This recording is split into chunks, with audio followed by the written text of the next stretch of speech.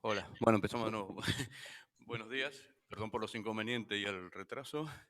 Eh, Empezamos esta presentación, pero no es solamente esto, sino que en teoría es toda una serie de actos que vamos a llevar a cabo sobre el decrecimiento y nos pareció oportuno comenzar presentando el informe que se hizo, si no recuerdo mal, se presentó en el 2019, que es Caminar sobre el abismo de los límites.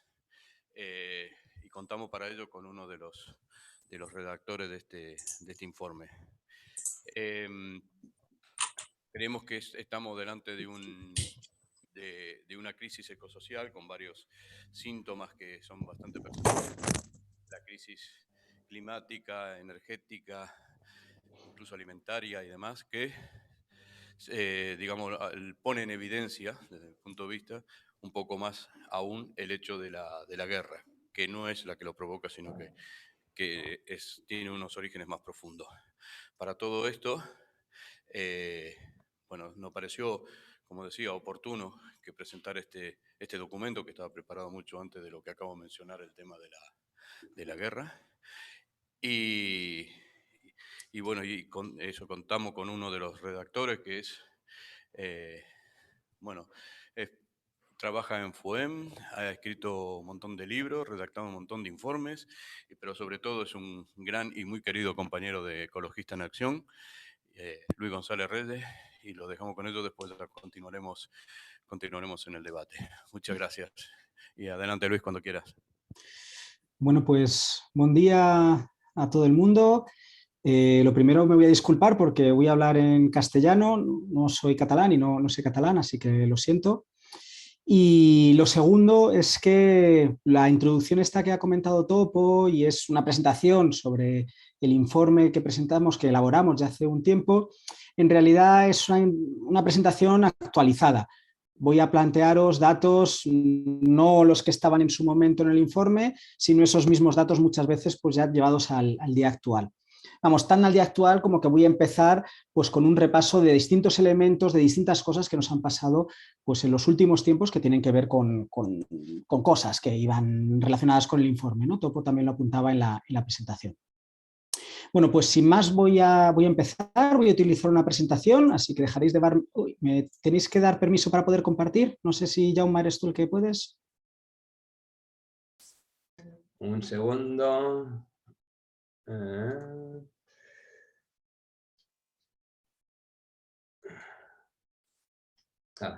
Ya estás, creo. Sí.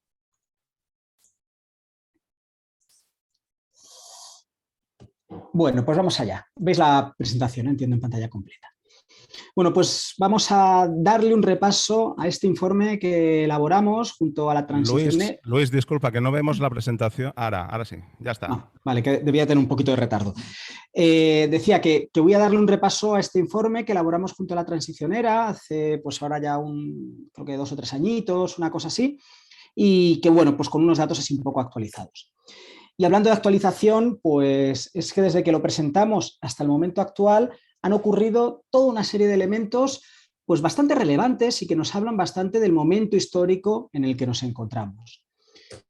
Estamos viendo incendios en cuya extensión y virulencia hay pocos precedentes históricos. Son hechos excepcionales, tanto los incendios de Australia de hace un par de años como los de Siberia de este verano, ya digo, en tanto en la extensión como en la virulencia. Hemos visto una plaga de langostas también hace relativamente poco en todo el Cuerno de África, pero también en una parte importante de Asia, que no es que no tenga precedentes, sabíamos que hay plagas de langostas desde los tiempos bíblicos, pero nuevamente en la extensión que estamos viendo en la actualidad, que vimos en esa plaga, bueno, pues no habíamos conocido previamente. Fenómenos meteorológicos extremos, pues ahí veis abajo imágenes de la tormenta Gloria, arriba de la de Filomena, que bueno, pues de pronto han ido rompiendo pues las normalidades dentro pues del entorno en el que nos vamos moviendo de la península ibérica. Olas de calor pues absolutamente inusitadas, como la que hemos tenido esta semana pasada en el Círculo Polar Ártico, con anomalías térmicas pues por encima de los 20 grados sobre las medias, o la que tuvimos este verano pues en las zonas norte de América, en Canadá, que llegaron pues incluso a derretir pues infraestructuras como las que veis ahí, pues con impactos de primer orden. Bueno, detrás de todos estos elementos, no solo, pero determinantemente, está la emergencia climática que estamos viviendo. Pero no es lo único que vivimos. Desde el otoño, antes de la guerra de Ucrania, estamos viviendo un problema de desabastecimiento de distintos elementos.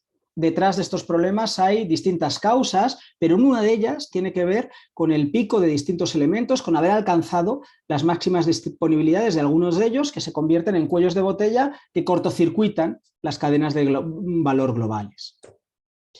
Además, todavía arrastramos una pandemia causada por un proceso zoonótico, un salto de una especie vírica en un animal a un ser humano. Bueno, pues estos procesos zoonóticos no son algo nuevo en la historia reciente, sino que se están convirtiendo en algo cada vez más frecuentes. Zika, ébola, bueno, y tantos otros procesos zoonóticos los estamos viendo. Y detrás de estos procesos zoonóticos tenemos que observar pues, un proceso de disrupción de los ecosistemas, de desequilibrio de lo que serían pues, las redes naturales, también de procesos de alimentación basados en macrogranjas, que de alguna manera nos hablan de que este otro hecho excepcional tiene detrás también esa pérdida de equilibrios ecosistémicos. Además de todo esto, por si fuese poco, tenemos una gran crisis, una de las grandes crisis del capitalismo, de esas que hay aproximadamente una vez al siglo, pero lo que pasa es que la última no fue la del crack del 29 y la Gran Depresión de los años 30, sino que la última fue la del 2007-2008, esa que empieza con la quiebra de Lehman Brothers, pero que se lleva por delante pues, un montón de actividad económica. Bueno, pues vemos que estos momentos excepcionales en el capitalismo se repiten cada pocos años y que nuevamente pues, tenemos situaciones complejas. Pero no solo eso, sino que además ahora mismo hay una guerra pues, en Europa de connotaciones geopolíticas muy, muy importantes y una guerra y una crisis económica que para entenderlas tenemos que atender a los límites energéticos que estamos viviendo. No es que los límites energéticos expliquen al 100% la guerra ni la crisis económica, no pretendo hacer esto, pero desde luego sin meter esta variable no vamos a comprender la situación en la que estamos. Así que, ¿qué nos dice que se hayan producido sucesos excepcionales en tan pocos meses? Desde mi punto de vista nos dice básicamente dos cosas. La primera, nos demuestra por la vía de los hechos que los seres humanos y por lo tanto nuestros órdenes económicos, nuestros órdenes políticos, nuestros órdenes sociales, en definitiva, son dependientes pues, de los equilibrios ecosistémicos en los que nos encontramos. Y en segundo lugar, que se acabó la normalidad. Es más, que no va a volver a haber ningún tipo de normalidad. Que lo que hemos entrado es un hecho en una época de continuas excepcionalidades. No sabemos exactamente cuál va a ser la siguiente, pero sí sabemos que tenemos una probabilidad alta de tenerlas. Así que necesitamos pararnos a pensar, y en eso se para el informe, a cuáles son los elementos claves de la crisis global contemporánea que de alguna manera nos atraviesa. Bueno, decía antes, se acabó la normalidad, lo que tenemos por delante son continuas excepcionalidades. ¿Quién iba a pensar desde lo alto del Coliseo que el Imperio Romano no era eterno? ¿Quién iba a suponer desde el cenit de la civilización industrial que esto no iba a durar para siempre? Bueno, pues está dejando de durar, estamos entrando en esa época de cambios.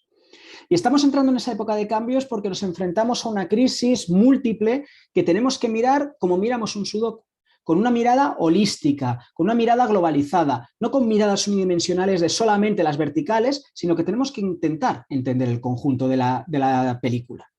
Y dentro de esa película, un elemento absolutamente determinante pues es la crisis ambiental en la que nos encontramos.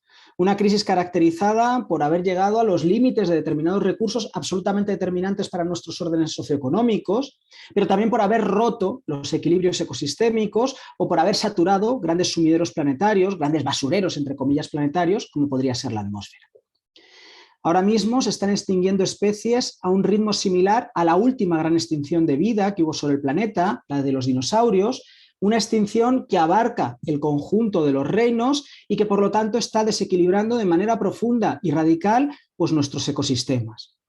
Esto tiene desde luego importantísimas implicaciones éticas, que ya no voy a entrar, pues porque una especie tiene el derecho a hacer que muchas otras se extingan, ¿no? Pero es que también tiene unas implicaciones determinantes desde el punto de vista de los seres humanos.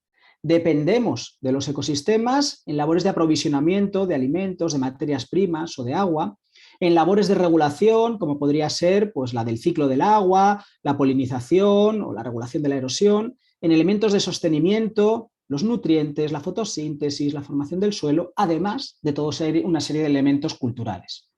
Bueno, pues estas funciones ecosistémicas claramente están en una situación de desorden, de incapacidad de desarrollarse. Como veis en este macroestudio, todas ellas están a la baja, con flechas que vienen para abajo, salvo 3, energía, alimentos y materiales, que como vamos a ver a continuación, no merecen esas flechas para arriba, sino que si miramos pues, determinadas circunstancias, pues claramente también tendrían flechas hacia abajo. Así que primer elemento, nos encontramos con una crisis de biodiversidad masiva que es un elemento central desde la perspectiva de que somos seres ecodependientes. El segundo factor es la emergencia climática que vivimos. Una emergencia climática que está caracterizada por situaciones de no retorno, de irreversibilidades, por situaciones no lineales, sino discontinuas. Los sistemas complejos, y el clima es un sistema complejo, no se mueven de forma lineal. No hay un aumento de gases de efecto invernadero X que corresponde a una temperatura Y, y 2X es 2Y, y 3X es 3Y. No, esto no funciona así. Sino que en un sistema complejo hay puntos a partir de los cuales se activan una serie de bucles de realimentación positiva que nos llevan a equilibrios distintos. Por ponerlo con un gráfico, nuestro clima en los últimos 10.000 años ha tenido una estabilidad climática, que es la que viene aquí representada en azul, de manera que si nos imaginamos la Tierra como si fuese una canica y la Tierra se desestabilizase, subiese un poquito, bueno, pues los bucles de realimentación negativa los volvían a colocar en este nivel de estabilidad. Lo que pasa es que hemos ido emitiendo gases y gases de efecto invernadero hasta que estamos ahora mismo en este punto.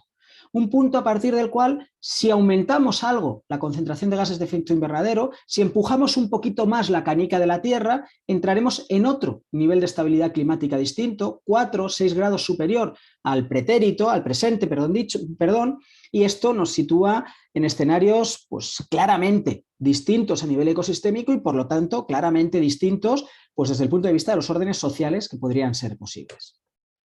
Bueno, pues ¿cuáles son esos bucles de realimentación positiva y negativa? Voy a referirme solamente a 3 de ellos para ejemplificarlo, porque creo que a partir de ahí quedará suficientemente claro.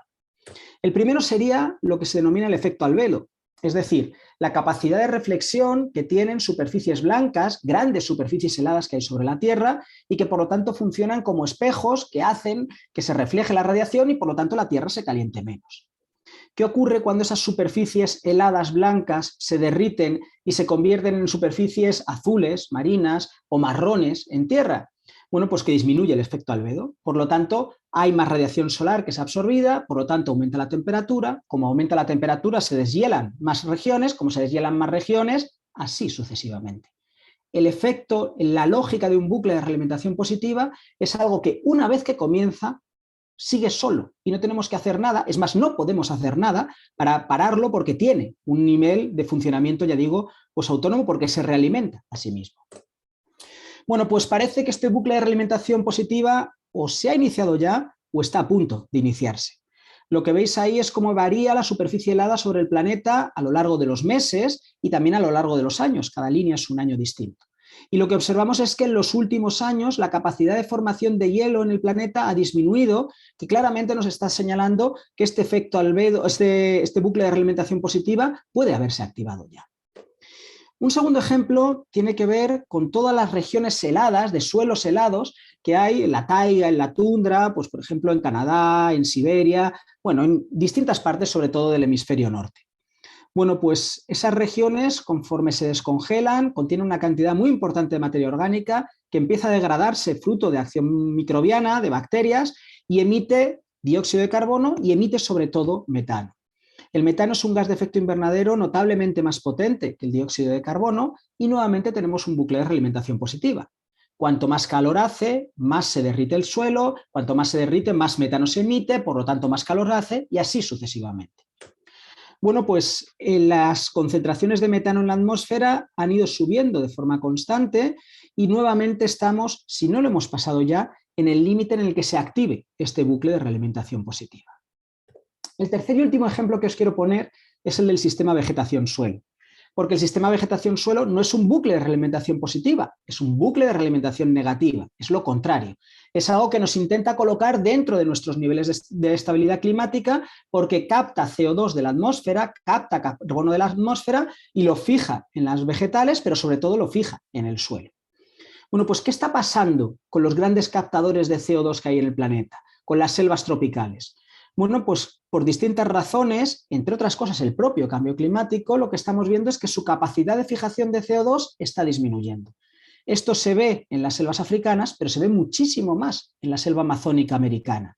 Hasta que puede llegar un momento, que ya veremos, en que la selva deje de ser selva, se convierta en sabana y como consecuencia de esta sabanización de este territorio, en lugar de ser un bucle de realimentación negativa que nos meta dentro de nuestro, o nos ayude a meternos dentro de nuestra estabilidad climática, se convierta en un bucle de realimentación positiva que nos alimente este proceso de alguna manera de calentamiento general. Bueno, pues si las cosas están así, cobra mucha relevancia saber dónde está el umbral.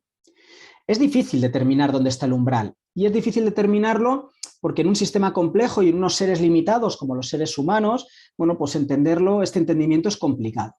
Pero cada vez hay más evidencias científicas que señalan a que este umbral puede rondar el 1,5 grados de aumento de la temperatura, que para estabilizarse correspondería a unas 350 partes por millón de carbono en la atmósfera, una concentración de carbono en la atmósfera. Bueno, pues ¿qué habría que hacer para meterse dentro de esto? Si ahora mismo estamos por encima de las 400 partes, alrededor de unas 420 partes, que estamos más o menos en este punto, lo que tendríamos que hacer es una reducción muy importante, que es la línea azul, para intentar meternos en estas 350 partes por millón, que es la línea punteada. Cuando digo muy importante me refiero a una reducción del 6% al año.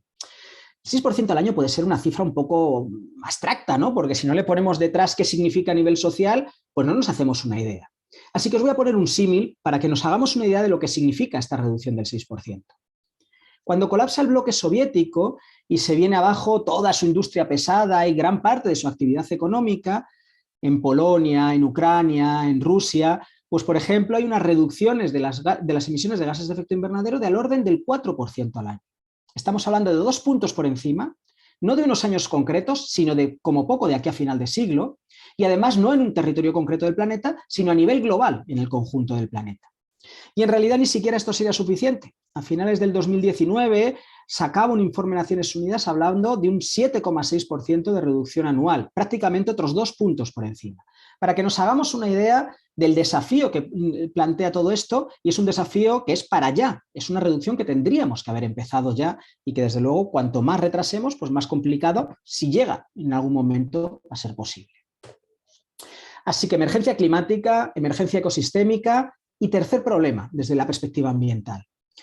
La revolución industrial hizo que tuviésemos acceso a una gran variedad y a una gran cantidad de distintos elementos. Elementos que se han convertido en determinantes para nuestro orden socioeconómico y elementos que están dando síntomas de agotamiento. Y voy a poner 3 ejemplos. El primero sería el del cobre. ¿Qué es lo que observamos en el principal extractor de cobre del planeta, en Chile?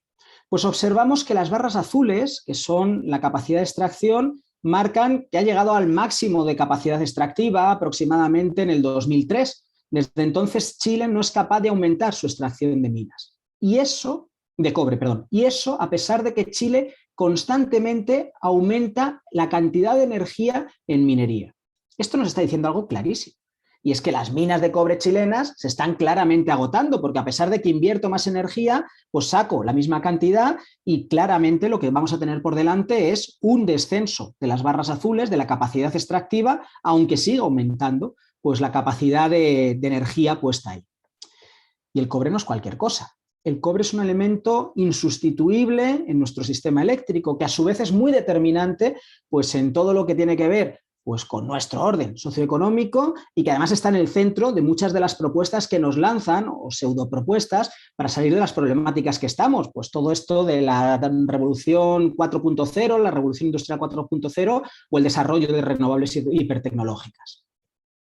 El cobre es insustituible porque aunque tenemos mejores conductores como el oro o la plata, pues económicamente no son rentables, aparte de que están también pues, sujetos a las situaciones similares de agotamiento a nivel global, y hay otros conductores como el aluminio, que aunque quedan bastantes más reservas, tienen peores propiedades físico-químicas para los que queremos. Pero la situación no es solamente del cobre. En realidad esto es algo que ocurre con muchos otros elementos, por ejemplo el galio, que son relativamente escasos en la corteza terrestre, pero que se han convertido en absolutamente determinantes para un montón de aplicaciones industriales, entre otras las de las renovables estas hipertecnológicas.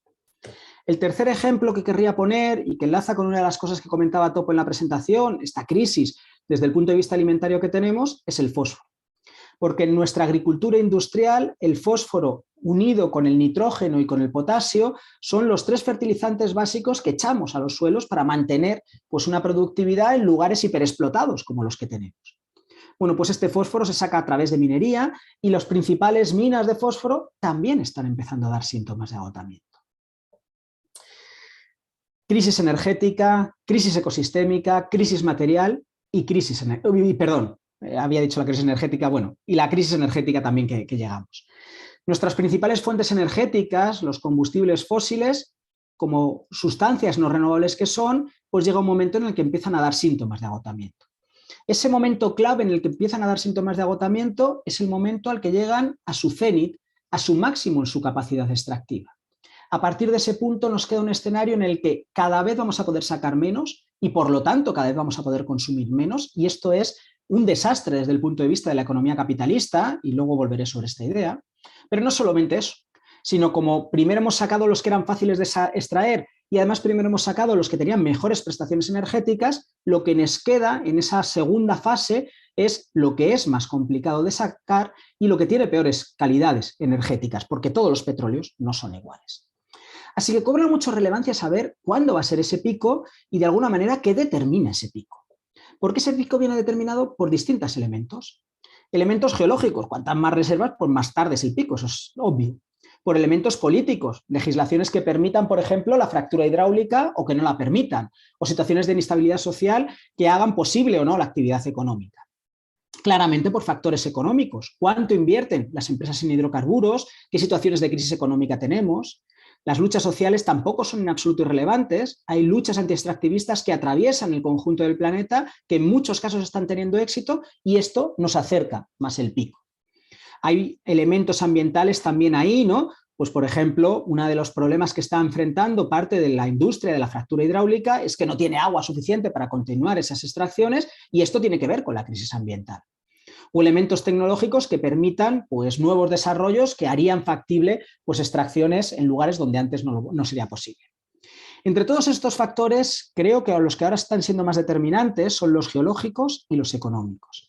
Y dentro de los económicos es muy relevante entender que las principales petroleras del mundo, tanto públicas como privadas, están reduciendo su inversión en extracción y en exploración de nuevos campos. Y esto no lo hacen porque se hayan vuelto ecologistas, que en absoluto se han vuelto ecologistas, sino que lo hacen porque no les sale rentable. Porque lo que antes era una industria puntera desde el punto de vista de los beneficios del capitalismo, ahora se ha convertido en una industria que tiene que invertir grandes cantidades para conseguir retornos decrecientes, y esto es lo que hace que las petroleras reduzcan sus inversiones. Con lo cual, lo que vamos a tener por delante es un descenso de la disponibilidad petrolera, no solamente por los límites geológicos, sino también por los límites de aprovechamiento económico dentro de un sistema como en el que nos encontramos. Bueno, pues esto, que anteriormente lo he planteado con un modelo, lo podemos ver con datos reales. El petróleo convencional, el bueno, el fácil de extraer, el que de alguna manera ha sido el grueso del que hemos sacado a lo largo de la historia de la humanidad, bueno, de la historia reciente de la humanidad, tocó techo aproximadamente en el 2005. Pero el conjunto de los petróleos, de los distintos líquidos combustibles, tocó techo en el 2018. Parece que estamos mirando por el espejo retrovisor, pues ese pico del petróleo no es algo por venir, sino que es algo que ya ha venido. Bueno, y a este podemos sumar el pico del gas, que probablemente, si no lo estamos atravesando ya, catalizado pues, por la situación de inestabilidad política que estamos viendo a nivel global, pues probablemente lo atravesemos en este lustro, antes del 2030. También el pico del carbón, que más o menos es ahora en estos términos históricos, y lo mismo podríamos decir del uranio, que lo hemos pasado ya y se quedó atrás en el 2016. Es decir, que ahora, en este momento histórico, estamos atravesando una crisis ecosistémica, es cuando nos la jugamos, si es que tenemos alguna posibilidad todavía con el tema de la emergencia climática, estamos atravesando el pico de distintos elementos determinantes para nuestro orden socioeconómico y además es cuando tenemos el problema energético de primer orden. Todo a la vez y todo se conjuga a la vez pues, en una crisis ambiental pues, de características mayúsculas. Así que sobre esa crisis ambiental, ¿qué más elementos tenemos que meter? Bueno, pues tenemos que meter una crisis social caracterizada porque vivimos el momento de la historia de la humanidad en el que las desigualdades en el reparto de la riqueza y por lo tanto también en el reparto del poder son mayores de lo que nunca habían existido. Ahora mismo el 1% de la población atesora más riqueza que el 99% restante. Tiene más del 50% de la riqueza planetaria. Y esto además se ve hibridado con una crisis de los cuidados, con una desatención a elementos básicos para la reproducción de la vida, como podrían ser pues, el apoyo emocional, la alimentación o la salud que todo el mundo necesitamos porque a fin de cuentas somos seres vulnerables.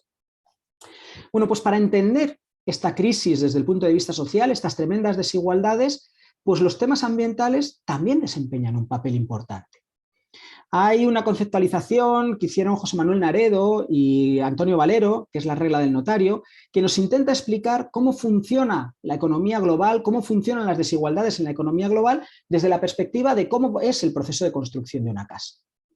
Cuando empezamos a hacer una casa, lo que hacemos al principio es toda la fase de levantar los cimientos, que es donde se produce el impacto ambiental fuerte, donde se consume más energía, más materiales, donde se destroza de alguna manera el entorno, y por eso lo que vemos aquí es cómo esta curva aquí crece en el eje de las IES de forma rápida. Pero quienes realizan esa labor, quienes son pues de alguna manera los albañiles, cobran relativamente poco en el mercado. El valor monetario de ese trabajo es relativamente pequeño, crece poco. Pero cuando llegamos a la fase final, cuando vamos a inscribir ante notario nuestra casa, lo que descubrimos es que el notario se embolsa una pasta por poner pues, unas firmas en unos papeles, y esos papeles, pues bueno, pues hombre, algo más de impacto ambiental generan, ¿no? Porque producir papel tiene un cierto impacto ambiental, pero ni comparación con el proceso de construcción de una casa. Aquí el coste físico crece poquito, por más que el coste monetario pues crece mucho. Pero claro, yo no puedo inscribir la casa si antes no he construido la casa. Es decir, en realidad el notario tiene embebido todo el coste ambiental anterior que de alguna manera no ha visto, que ha deslocalizado, pero que no deja de existir y que no deja de posibilitar su actividad. Bueno, pues de forma muy similar funciona nuestra economía globalizada. Ponemos en regiones de sacrificio, en regiones periféricas, todos los procesos extractivistas que además generamos un proceso de empobrecimiento de esas poblaciones, no solamente por la degradación del entorno, sino porque tienen poco valor monetario esas producciones, esas extracciones en los mercados, y dejamos a las regiones enriquecidas pues no solamente el valor monetario, sino además pues teóricamente pues luchar contra los elementos pues de degradación ambiental. Esto, más allá de ser una teoría, viene avalada por datos. Claramente tenemos un déficit si lo miramos desde el punto de vista del flujo material en las regiones enriquecidas. Consumimos, succionamos una cantidad importantísima de materiales y de energía del resto del planeta que nos permiten pues, tener estos niveles pues, de privilegio a nivel global. Y decía, a nivel social tenemos que atender también esa crisis de desatención de las labores básicas de los cuidados. Crisis que tiene que ver pues, con que una parte de esos cuidados los garantiza el mercado y fruto de esta mayor desigualdad y del empobrecimiento de capas cada vez más grandes de la población, bueno, pues simplemente hay gente que no tiene acceso a estos bienes. Cuando hablamos de la pobreza energética, claramente este es uno de los elementos que está detrás de esa pobreza energética y habla de esta crisis de los cuidados.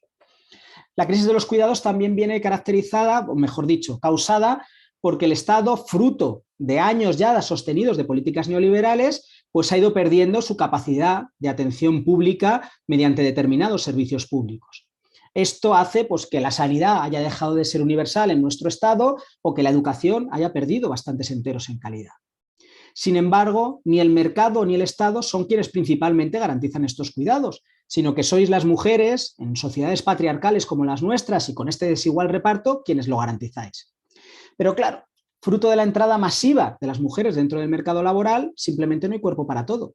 En la medida que los hombres no asumimos nuestra parte, pues vosotras no podéis hacer vuestras 8 horas o las que sean remuneradas, más luego dar calidad a esos cuidados. De manera que o bien se dejan de hacer o bien se importan de países periféricos donde exportamos la crisis de los cuidados, esas mujeres ecuatorianas o bolivianas que vienen a hacer esas labores en nuestros hogares, pues por razones de clase, y que dejan de hacerlo en sus lugares de origen, pues dando lugar, ya digo, a una exportación de esa crisis. Que vosotras trabajáis más horas en labores de cuidados está clarísimo en distintos lugares del planeta. Es más, que vosotras trabajéis más horas que nosotros también está clarísimo, tanto en los países centrales como en los países periféricos. Así que crisis ambiental, crisis social, pero también crisis económica. Una crisis económica que creo que está marcando el final del capitalismo global. El final del capitalismo global no es lo mismo que el final del capitalismo, pero sí por lo menos de su versión globalizada. ¿Y por qué? Bueno, tenemos un sistema socioeconómico, el capitalismo, que se caracteriza básicamente por buscar la maximización del beneficio, por intentar conseguir beneficios lo más rápido posible constantemente. ¿Y esto cómo lo hace? Lo hace por una parte a nivel interno, es decir, tiene mecanismos en el proceso de producción que se ejecutan en el proceso de consumo que le permiten maximizar los beneficios, pero también lo hace a nivel externo. Para la mirada interna, ¿cómo consigue maximizar los beneficios? ¿Cómo consigue reproducir el capital? Pues alargando la jornada laboral, pagando la misma cantidad de sueldo, reduciendo los salarios aunque tengas la misma jornada laboral, aumentando la cantidad de personas que trabajan, porque cada persona damos una plusvalía de X, y si en vez de tener 10 personas, 10X de plusvalía de beneficio, pues tenemos 100 personas, pues tendremos 100X, ¿no? Y desde ahí tendremos una maximización pues, de esa reproducción del capital. Pero sobre todo a nivel histórico la clave ha sido un incremento de la productividad sostenido que ha permitido pues, mantener esas crecientes pues, productividades de reproducciones del capital. Y para incrementar la productividad se puede organizar mejor a las personas que trabajan, podemos hacer que trabajen con más intensidad, pero sobre todo el elemento clave ha sido un incremento en el uso de máquinas para que todo esto sea posible. Y por supuesto, esto se sostiene sobre todas esas labores de cuidados de la vida sin las cuales realmente no habría ningún tipo de proceso productivo ni de creación de valor. Esto es lo que tiene que ver con lo interno. Pero en realidad el capitalismo constantemente está expandiéndose a sus afueras para conseguir también beneficio, cogiendo cosas que estaban fuera, convirtiéndolas en capital y a partir de ahí aumentando, reproduciendo ese capital. Por una parte es el proceso que gente como David Harvey ha denominado acumulación por desposesión, que básicamente consiste en que poblaciones que no estaban bajo las lógicas mercantiles entren dentro de las lógicas mercantiles, una expansión territorial del capitalismo, pero una expansión también en facetas de nuestras vidas. Elementos que antes no se regían por la lógica del máximo beneficio, por la lógica mercantil, que pasan a regirse por la lógica mercantil. Pues, yo qué sé, elementos que podían estar dentro pues, de la sanidad pública, que son privatizados y que por lo tanto tenemos que entrar a conseguirlos vía mercado, generando beneficios, generando reproducción del capital y, bueno, y de alguna manera sosteniendo todo este entramado. Pero hay otro afuera, que no es humano, sino que es un afuera del conjunto de la naturaleza, del conjunto de los ecosistemas. Porque el capitalismo también aprovecha trabajo aquí entre comillas, realizado por la naturaleza para convertirlo en capital. ¿A qué me refiero con esto? Me refiero a que cuando utilizamos petróleo y lo convertimos en capital y un elemento determinante para la reproducción de nuestro sistema, en realidad lo que estamos aprovechando es una cantidad de trabajo realizado por los ecosistemas brutal. Son los que han aglutinado grandes cantidades de materia orgánica, las han sometido a altas presiones, a altas temperaturas durante miles de años para tener un líquido con una altísima densidad energética que es tremendamente rentable en lo que tiene que ver con la reproducción del capital. Y como pongo el ejemplo este de la energía, podría poner muchos otros. En realidad, una de las claves del beneficio capitalista es que se aprovecha de todo este funcionamiento del conjunto del planeta para convertirlo en capital y en ese proceso lo degrada. Bueno, pues ¿qué le está pasando a este entramado para decir que está en crisis? Bueno, que hay elementos que están llegando a los límites de los humanos. No podemos alargar la jornada laboral indefinidamente, los días tienen 24 horas y las personas necesitamos descansar. No podemos reducir indefinidamente los salarios, por más que aumentemos las deudas, porque a fin de cuentas esto acaba redundando también en una disminución del consumo. No puedo aumentar indefinidamente la cantidad de personas que trabajan cuando ya una parte fundamental de la población planetaria está salarizada, o no puedo aumentar constantemente la organización o la intensidad en el trabajo. A nivel externo, pues la capacidad de incrementar pues, el capitalismo, de expandirse hacia sus afueras, también está llegando a sus límites. Ya está todo lo globalizado que probablemente pueda estar, no queda ningún gran nicho por entrar dentro, los últimos fueron el bloque soviético y China, y estos ya están claramente dentro de la lógica del capitalismo global, y nuestras vidas también están muy mercantilizadas, queda recorrido pero regular, no grandes recorridos. Así que veamos cómo son los límites extrahumanos, porque también hay límites extrahumanos con los que el capitalismo está chocando.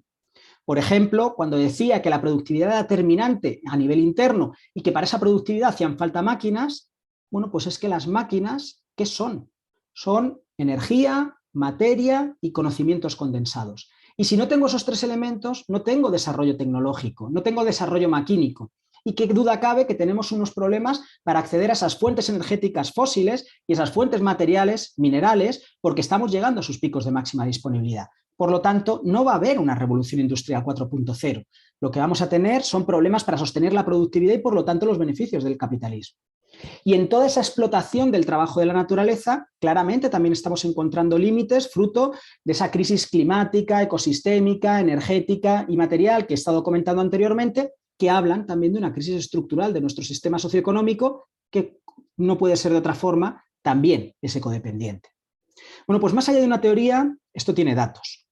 Y lo que descubrimos es que la capacidad de reproducción del capital de nuestro sistema, que vivió años gloriosos después de la Segunda Guerra Mundial, después entró en crisis, no voy a entrar ahora en las razones, pero consiguió recuperarse mediante los mecanismos neoliberales, mayor explotación de las personas, expansión de los mercados, mayor explotación de la naturaleza, que tuvo como consecuencia pues, una mayor capacidad de reproducción del capital. Bueno, pues desde principios de siglo parece que esas medidas ya ni siquiera están siendo suficientes para sostener pues, la locura de nuestro sistema socioeconómico, sino que también están en una trayectoria pues, decreciente, en una crisis que podríamos denominar estructural. Así que crisis mayúscula de nuestro sistema. Y cabría preguntarse, ¿es posible el sostenimiento en el tiempo de este capitalismo globalizado? Bueno, pues lo que nos dicen constantemente desde los medios de comunicación, desde los centros de poder y, por supuesto, desde el mundo empresarial, es que sí que es posible. Y es posible, en primer lugar, porque vamos a poner en marcha una serie de energías renovables de carácter hipertecnológico, que va a ser como una especie de cambio de cartas. Quito los combustibles fósiles, meto estas energías renovables y, bueno, consigo mantener el entramado del sistema. Bueno, esto no va a ser así. Y no va a ser así porque las propiedades de las energías renovables hipertecnológicas frente a las de los combustibles fósiles son prácticamente antagónicas y, por lo tanto, permiten cosas distintas. Las energías fósiles se caracterizan por ser energías fuertemente concentradas, altamente concentradas, con una alta rentabilidad energética, invierto poca para conseguir mucha, con mucha densidad energética. En segundo lugar, están en formato de stock, y esto es muy importante porque hace que estén disponibles independientemente de los ciclos, de si es de día o de noche, de si hace viento o deja de hacerlo. Además, son fácilmente almacenables y, por lo tanto, fácilmente transportables. Y además han estado disponibles en grandísimas cantidades. Estas son características inherentes, pero es que además, gracias a hibridarlas pues con todo el entramado industrial, las ha hecho tremendamente versátiles. Y, por ejemplo, toda la industria petroquímica es un ejemplo de esa versatilidad.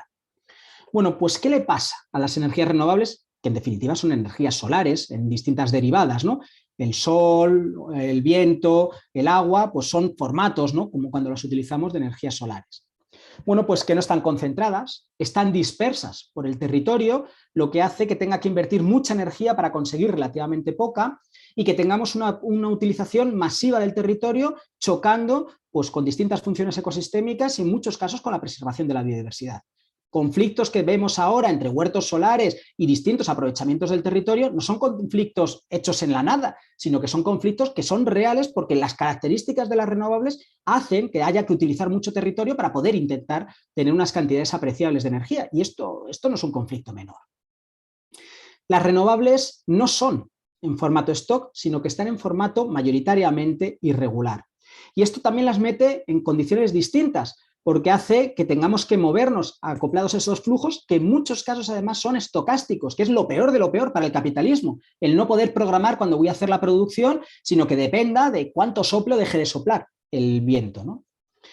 Si esto fuese poco, además, yendo a máximos, que probablemente nunca vayamos a máximos, la cantidad de energía que nos pueden proporcionar el conjunto de energías renovables, incluyendo entre ellas la biomasa, es menor, claramente menor, como mucho del orden del 50% de la que tenemos ahora mismo fruto de los combustibles fósiles. Pero por si eso fuese poco, además, el tipo de tecnología que hemos utilizado para aprovechar estas energías es una tecnología que produce únicamente electricidad y no voy a entrar a justificarlo ahora porque no me da tiempo.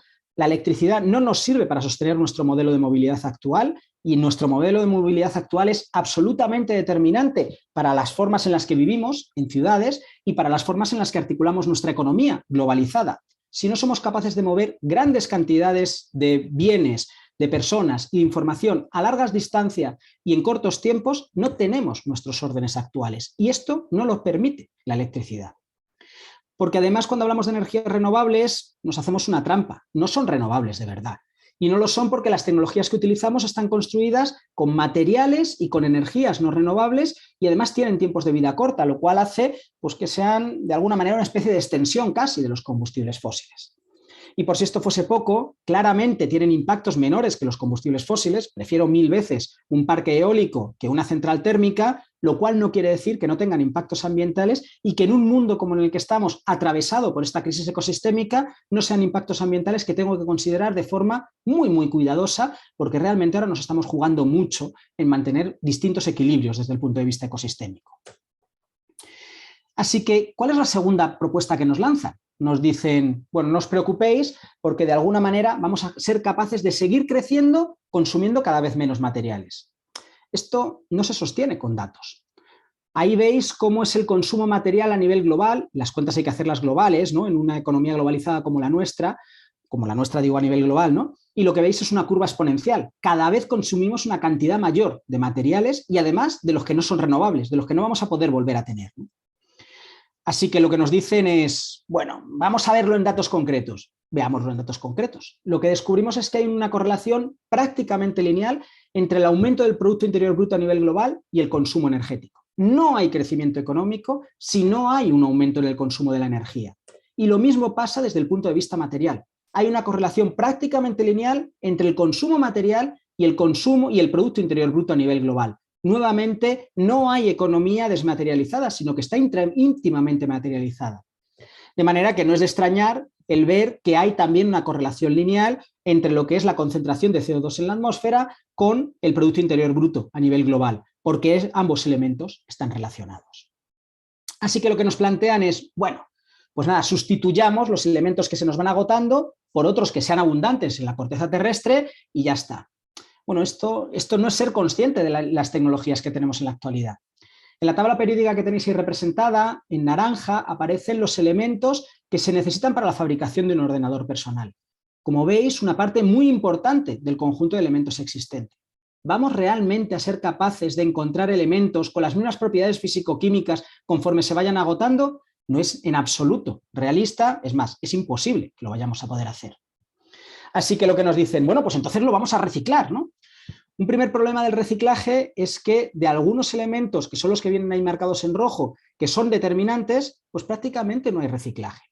Y esto no es un problema menor, esto requiere un cambio en el modelo de diseño y en el modelo de gestión de residuos que no se resuelve de la noche a la mañana. Pero es que también en el modelo de cómo fabricamos las cosas. Cuanto más complejo es un aparato, cuanto más elementos distintos tiene, resulta obvio que es más difícil hacer un proceso de separación y reciclaje de esos elementos. Y esta es una característica determinante de nuestra tecnología. Además, es que son tasas de reciclaje que ni siquiera están aumentando en el tiempo. Como veis ahí, tenemos líneas pues, prácticamente estabilizadas que no han mejorado en la última década. Pero vamos a suponer que lo mejorásemos. Vamos a suponer que consiguiésemos tasas de reciclaje del 100%. ¿Qué pasaría en ese caso? Vamos a ver con el ejemplo del cobalto. Ahora mismo el cobalto, con las tasas de reciclaje que tenemos, pues el cobalto nuevo que hay para las aplicaciones industriales de renovables es el que viene marcado en tono más oscuro. Y en tono más claro es el que de alguna manera viene de porcentaje de reciclaje. Si reciclásemos al 100% el cobalto, todavía tendríamos que utilizar aproximadamente un 50% del cobalto que necesitamos nuevo. ¿Y esto por qué? Porque en realidad cuando pensamos en el desarrollo de las renovables hipertecnológicas estamos pensando en una ampliación importante de nuestra capacidad industrial de generación de electricidad que por lo tanto requiere pues, una cantidad mayor de materiales que a pesar de que los reciclásemos a tope pues tendrían problemas de primer orden. Pero incluso el problema es mucho más estructural que todo esto. Es más estructural porque en realidad nuestra economía es una economía marcadamente linealizada. Solamente esto que veis aquí abajo pues es lo que convertimos en ciclos y dentro de eso linealizado es que hay cosas estructuralmente que nunca jamás vamos a poder reciclar. Minerales pues para la construcción o elementos fósiles que acaban produciendo gases emitidos, el CO2 no lo podemos reciclar, elementos dispersados, pues las moléculas de fósforo que yo he echado pues por el campo no puedo ir recogiéndolas una a una, es imposible, ¿no? o que de alguna manera se convierten en un nuevo stock construido, porque una parte muy importante de los elementos que utilizamos los usamos en todo el proceso de especulación urbanística, que no es un proceso menor en el funcionamiento del capitalismo, sino que es uno de los elementos centrales de acumulación del capital y por lo tanto centrales para que este entramado funcione. Así que no solamente es que tengamos un problema de primer orden para hacer los procesos de reciclaje, es que si realmente los quisiésemos hacer, tendríamos que cambiar nuestro sistema socioeconómico. Así que vamos con el mito de los mitos. De alguna manera, la madre de todos los mitos, y es este en el que nos dicen, no os preocupéis porque ya inventaremos algo. Ya inventaremos algo que resuelva los problemas que tenemos por delante. Bueno, no es que la tecnología no vaya a desempeñar un papel dentro de los cambios que tenemos por delante. Creo que lo que pasa es que la tecnología no va a ser capaz de resolver esos problemas que tenemos, porque realmente no tiene caracteres mágicos y lo que le estamos atribuyendo es esos caracteres mágicos en el que va a resolver cualquier problema pues, de manera prácticamente instantánea. ¿Y por qué? En primer lugar, porque nuestro sistema científico es un sistema anclado en el mecanicismo, considera que lo global, que lo complejo, que la vida funciona como si fuese una máquina y no funciona como si fuese una máquina. Anclado en el reduccionismo, es decir, entiende que el todo se puede explicar por la suma de las partes y lo que estudiamos son las partes, y no es cierto, el todo es distinto que la suma de las partes. Y además desde la perspectiva determinista, en el que considera que las causas y las consecuencias se concatenan de manera ordenada, cuando no es así. La propia ciencia ha demostrado que la realidad es orgánica, es holística, es indeterminista. Y a pesar de que lo ha demostrado la propia ciencia, nuestro sistema tecnocientífico sigue funcionando y sigue articulándose bajo el viejo paradigma. Un segundo problema tiene que ver con este diagrama de burbujas, que son los pagos reconocidos de la ExxonMobil para poner en marcha estudios que pusiesen en duda la existencia del cambio climático o su origen relacionado con el capitalismo. Bueno, es que en realidad la ciencia no es neutral. La ciencia está al servicio del mercado y claramente investiga lo que requiere la reproducción del capital, no lo que requiere la reproducción de la vida. Y me diríais, bueno, estos dos son problemas claros, pero los podríamos resolver porque a fin de cuentas son problemas que tienen que ver con el orden social, ¿no? con cómo nos lo montamos como seres humanos. Y es cierto, tienen que ver con límites humanos. Vamos a suponer que lo resolviésemos de la noche a la mañana. No lo vamos a hacer de la noche a la mañana, pero supongamos que lo resolviésemos de la noche a la mañana. Aún así, no podríamos resolver el problema en su totalidad. Porque hay elementos más estructurales que todo esto. Este de conservadora me lo voy a saltar. Uno es que podríamos decir que hemos descubierto lo que era fácil de descubrir y lo que tenemos por delante cada vez es más complicado de descubrir. Por ponerlo con un ejemplo. Los últimos inventos relevantes en física tienen un siglo. La teoría de la relatividad, todo lo que tiene que ver con la teoría cuántica, son de principios del siglo XX. Estamos a principios del siglo XXI, ya digo, un siglo después, y hay una inversión económica, pero también de cerebros y también de capacidad de computación muchísimo más notable, muchísimo más brutal, pero a pesar de todo los avances son pequeños y de alguna manera cada vez pues, menos relevantes, menos revolucionarios. Porque lo que hemos inventado, lo que hemos descubierto era lo fácil y lo que tenemos por delante es cada vez más complejo. Esto se ve con datos. Y lo que vemos es que el pico de inventiva por parte de la ciencia, de los sistemas tecnocientíficos, tocó techo ni siquiera en el siglo XX, sino a finales del siglo XIX. Desde entonces no es que no inventemos cosas nuevas, que lo hacemos y seguiremos haciéndolo, sino que la probabilidad de que inventemos justo lo que necesitamos pues se va haciendo cada vez menor, porque ya hemos inventado, hemos descubierto lo que era fácil. Un segundo problema estructural es que en realidad lo que pensamos es que bueno, pues que somos omniscientes y omnipotentes. Y aunque no lo digamos así, es lo que estamos expresando cuando decimos que la ciencia va a resolver todos nuestros problemas. La ciencia no es más que una derivada humana. Y si los seres humanos somos falibles, si los seres humanos somos limitados, es imposible que el sistema tecnocientífico sea infalible y sea ilimitado. Así que asumir los límites de la tecnología y de la ciencia pasa por asumir los límites de los seres humanos, que creo que es uno de los grandes retos civilizatorios que tenemos por delante. Además de todo ello, lo comentaba anteriormente, no hay ciencia sin tecnología actualmente. Quienes hayáis podido trabajar en algún laboratorio descubriréis que todo está rodeado de máquinas, que tiene fruto de esa complejidad de los nuevos avances. Y como decía antes, la tecnología no es más que materia, energía y conocimientos condensados. Los conocimientos son limitados, pero lo podríamos discutir, pero desde luego la materia y la energía lo son claramente. Y por último, y probablemente pues más estructural que todo esto, ¿no? En realidad, nuestros problemas es que no son técnicos. Nuestros problemas son sociales. Lo que necesitamos son cambios en los órdenes culturales, en los órdenes políticos o en los órdenes económicos, porque sin ellos no vamos a poder afrontar la situación en la que nos encontramos. Así que nos encontramos en una crisis, que es una crisis ambiental, que es una crisis social, que es una crisis económica, una crisis que se realimenta y que los temas ambientales hemos visto cómo están influyendo, por ejemplo, en la crisis económica, pero a su vez a la inversa, cómo los elementos económicos también están siendo determinantes en los procesos de degradación ambiental y también en los procesos de degradación social. Fruto de esta crisis múltiple y fruto de que no tenemos salida dentro de nuestro sistema, lo que nos encontramos es situaciones como la que veis en la gráfica, que moldea Gail Tuerber, una de las investigadoras más reconocidas, ¿no?, en los temas energéticos, en los que cuando hibridamos lo económico con lo social y con lo ambiental, descubrimos que nuestra disponibilidad energética en el futuro, en el presente prácticamente ya, va a ser una curva de caída muy importante, con un descenso pues muy pronunciado, un efecto Séneca que se suele determinar, pues, que se suele denominar a este tipo de curvas. En definitiva, creo que esta ruptura de la normalidad lo que está significando es que estemos viviendo ya el colapso de nuestra civilización, de la civilización industrial, que significa un cambio en nuestros órdenes económicos, en las formas de organización, tanto a nivel internacional como en las formas del Estado, incluso en la propia figura del Estado, en las formas en las que vivimos, en las ciudades, en nuestros sistemas de valores, en definitiva, en un cambio civilizatorio de primer orden. Bueno, tenía una última parte de la intervención que tenía que ver con dibujar escenarios futuros que teníamos para adelante, que también es parte del informe, pero creo que llevo ya bastante rato hablando, entonces lo voy a dejar aquí.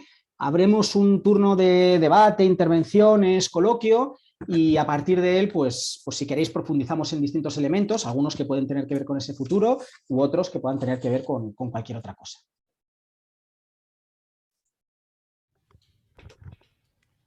Vale, pues ahora pasamos al turno de... Pasamos al turno de preguntas. ¿Alguien quiere poner, alguna pregunta?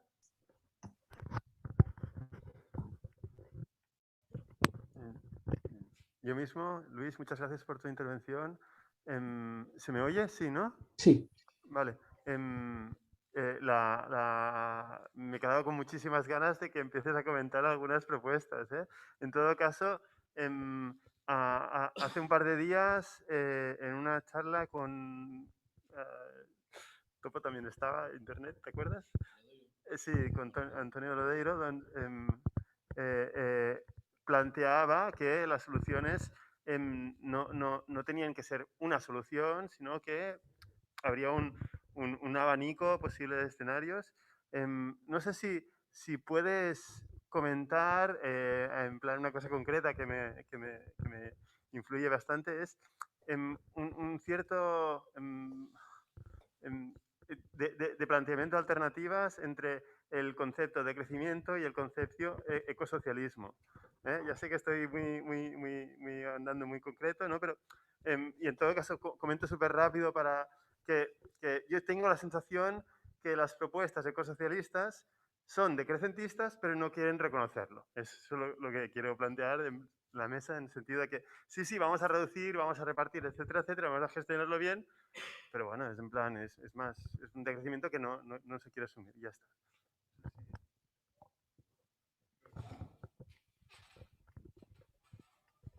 Hola. No sé si me escuchas. Sí. Vale, yo que charlas de este tipo ya escucho bastante y que una vez te informas de todo esto y has hecho un resumen, la verdad, fantástico de cómo está la situación. A mí, llegados a este punto, me gustaría saber, más allá de las posibles propuestas que puedas comentar al final, es cómo llevas emocionalmente tú esto. Porque no hay... Teniendo en cuenta que es un problema global y que por mucho que una región, un país pueda tomar medidas, si no se afronta de forma global, y eso parece que es imposible, ¿cómo avanzamos hacia algún sitio? ¿Y cómo lo afrontamos emocionalmente? Porque eso es bastante duro, ¿no? Ver que no hay posibilidades de un futuro.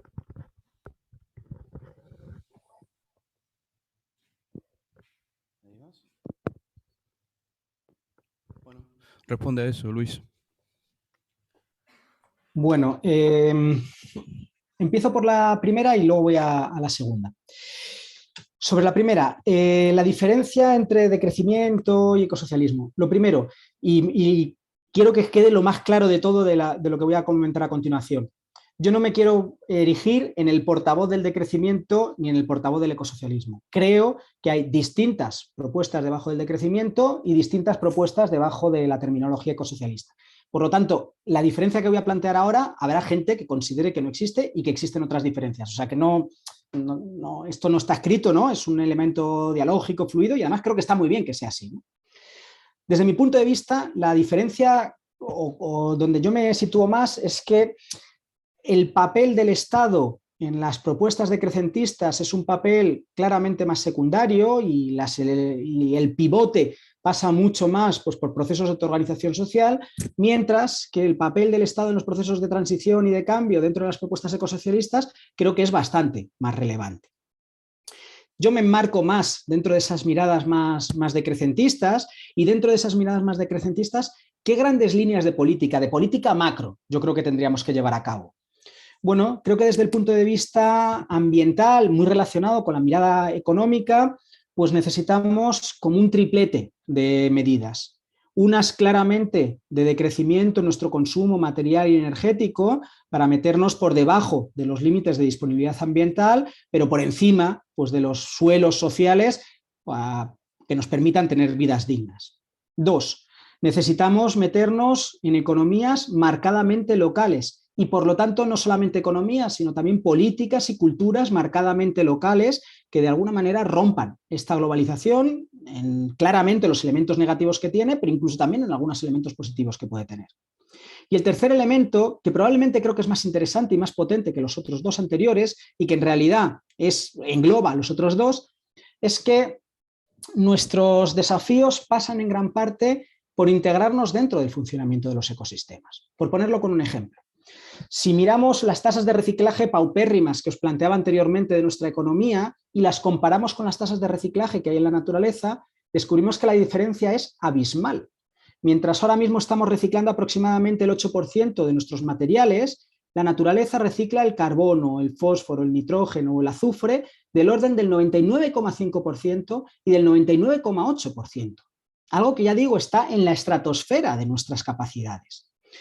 Y esto no es menor historia, porque en un planeta de recursos limitados como el nuestro, y qué duda cabe que los recursos son limitados, son los que hay, entra de vez en cuando un meteorito, pero ya está, no es relevante desde el punto de vista de la disponibilidad material, el reutilizar y el cierre de ciclos, el acercarnos al máximo a los cierres de ciclos es absolutamente central. Así que creo que necesitamos economías que se inserten dentro de las de los ecosistemas para que a partir de ahí seamos capaces de cerrar esos ciclos. Esto llevado a lo concreto significa que las economías industriales no son capaces de meterse dentro de esos márgenes, sino que necesitamos economías agrícolas, pero no cualquier tipo de economía agrícola, sino economías agrícolas que se enmarquen dentro de los parámetros de las lógicas agroecológicas. Así que creo que todo lo que tiene que ver con la crisis ambiental necesita ese triple enfoque de integración de la economía dentro del metabolismo de los ecosistemas, de localización y de decrecimiento.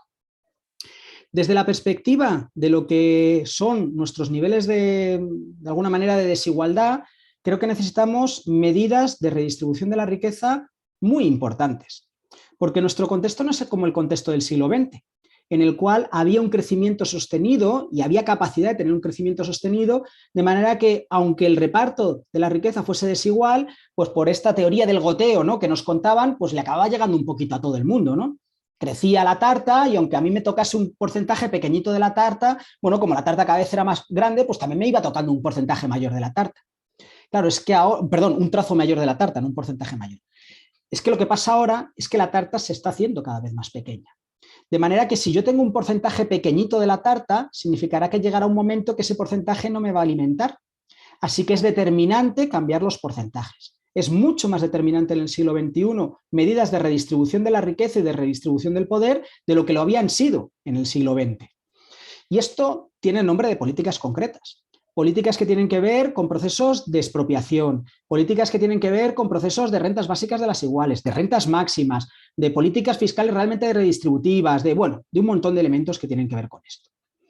Y el tercer y último grupo de políticas, que desde mi punto de vista es absolutamente determinante para que las otras se puedan llevar a cabo, es lo que tiene que ver con trascender el capitalismo.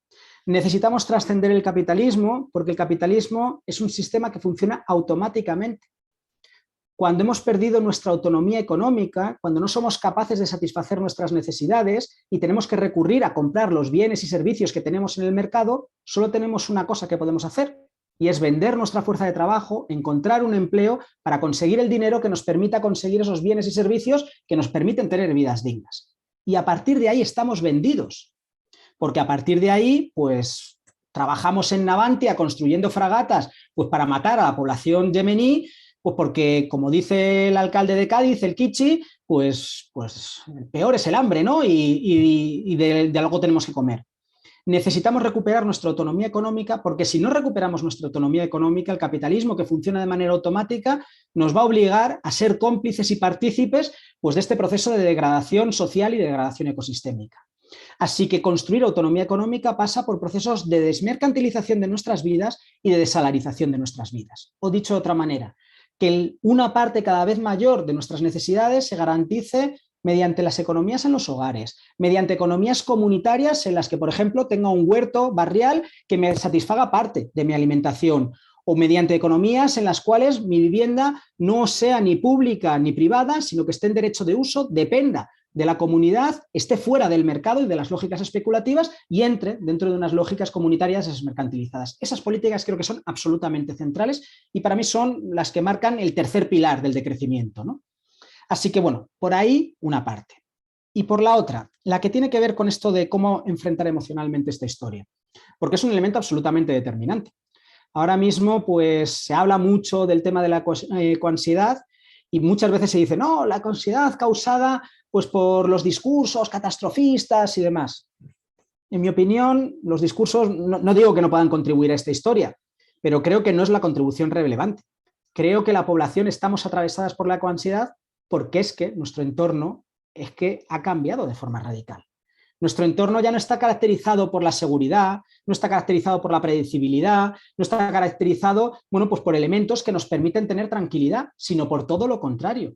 Y no es algo que veamos en las series, es que vemos en nuestras vidas.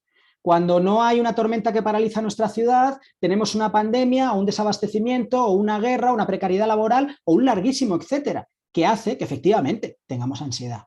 Así que, ¿cómo enfrentamos esto? Porque es determinante poder enfrentar esto. Bueno, pues varias ideas, ¿no?, al respecto. La primera, creo que individualmente somos muy poquita cosa, tenemos muy poca capacidad de acción, pero colectivamente la cosa cambia radicalmente. Cuando nos juntamos con otras personas podemos hacer muchas cosas que transforman nuestra vida y muchas cosas que transforman la vida de otras personas. Así que necesitamos unirnos, pero unirnos no es una cosa trivial. No coges y dices, bueno, voy a unirme, voy a trabajar con otras personas y ya está. No, el trabajo en equipo no es una habilidad que tengamos innata los seres humanos, sino que es una habilidad que tenemos que aprender a lo largo de nuestras vidas, que requiere unas herramientas concretas, que requiere unas habilidades concretas y que tenemos que entrenar, porque si no lo que nos pasa es una comunidad de vecinos que baja abajo y que, bueno, como no tiene ninguna herramienta para trabajar en equipo, no sabe trabajar en equipo y es un desastre y es algo tremendamente frustrante. Y en lugar de empoderarnos, pues nos debilita todavía más, ¿no?, porque nos hace sentirnos con todavía más soledad. Así que nos tenemos que juntar con gente para hacer cosas y tenemos que aprender cómo nos juntamos con gente y cómo trabajamos en equipo. La segunda idea es que entender lo que nos está pasando no soluciona los problemas, pero entender lo que nos está pasando nos ayuda a tener más tranquilidad, nos ayuda a controlar esa parte de la ansiedad, porque de pronto nos permite poner una brújula, un esquema a lo que está sucediendo, nos permite trazar estrategias para afrontar todo este tipo de cosas. De manera que una mirada holística y el intentar comprender, pues interrelacionando las distintas partes del puzzle de lo que está sucediendo, creo que es importante también en la forma en la que enfrentamos la ecoansiedad. En tercer lugar, y más determinante que las dos anteriores, necesitamos buscar satisfactores de nuestras necesidades que sean a un tiempo resilientes en el mundo en el que nos encontramos y justos. Creo que una política absolutamente determinante en el momento actual, diría, la más determinante en el momento actual, es que pongamos nuestro cuerpo y nuestra alma a construir alternativas, a construir distintos formatos, pues, de energías realmente renovables, distintos formatos de vivienda en derecho de uso, distintos formatos de de trabajo pues desde una perspectiva del cooperativismo o distintas formas de comunitarizar los cuidados que todo el mundo necesitamos y así un largo etcétera. Esto requiere nuevamente un trabajo en colectivo y por lo tanto pues, se articula mucho con esto. Pero creo que ahora mismo es una apuesta estratégica que necesitamos y necesitamos ponerle mucho tiempo porque esto no sale solo. Es mucho más fácil organizar una mani que organizar una cooperativa, mucho más fácil. Así que necesitamos los conocimientos técnicos, los esfuerzos para montar las cooperativas porque en ello nos va pues, nuestra capacidad de aguantar ante lo que tenemos por delante. Y una cuarta y última idea, que enlaza también con un elemento de la pregunta primera, es que creo que es inevitable el colapso de nuestra civilización. Creo que estamos viviendo ya el colapso de nuestra civilización. Pero cómo discurre el colapso puede ser por caminos muy diferentes. Era la última parte, ¿no? de la presentación. ¿Qué escenarios podemos tener por delante? Porque indudablemente hay escenarios absolutamente pavorosos, que podrían ser escenarios tipo Mad Max, que no hace falta que caractericemos porque son los que nos vienen primero a la cabeza.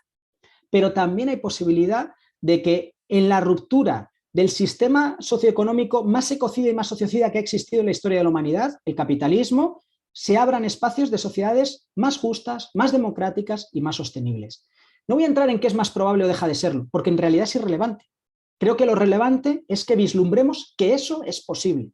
Que es posible pues gracias a nuestros trabajos, a nuestros esfuerzos, a nuestra colaboración colectiva. Porque si no lo vemos, no solamente nos vamos a quedar atrapados en el proceso de ecoansiedad, sino que además vamos a generar una especie de profecía autocumplida. Si no proyectamos que hay posibilidades de hacerlo de otra manera, quienes realmente estamos luchando por ello y quienes realmente nos lo creemos, ¿quién lo va a hacer? No lo va a hacer nadie.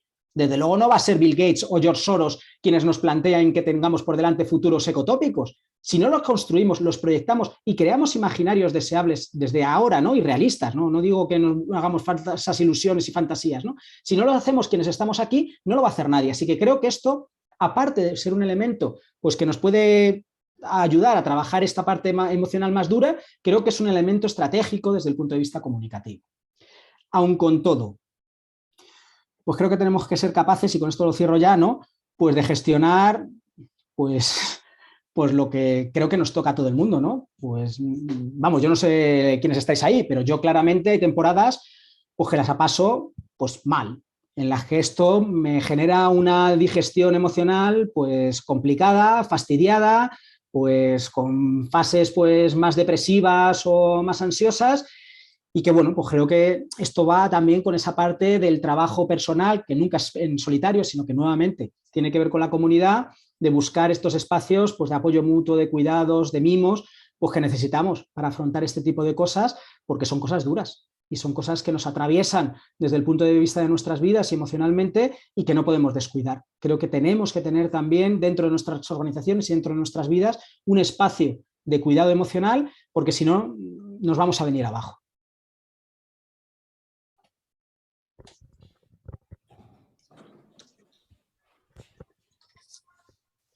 Hola, gracias Luis. A ver, yo te quería preguntar por esto que estabas diciendo de las estrategias comunicativas, ¿no? Porque a veces, bueno, tú que siempre estás haciendo como muchas charlas en diferentes espacios, ciudades y tal, no sé si te has dado cuenta de algo que funcione muy bien o algo que funcione mal, o si tienes como reglas básicas o no sé.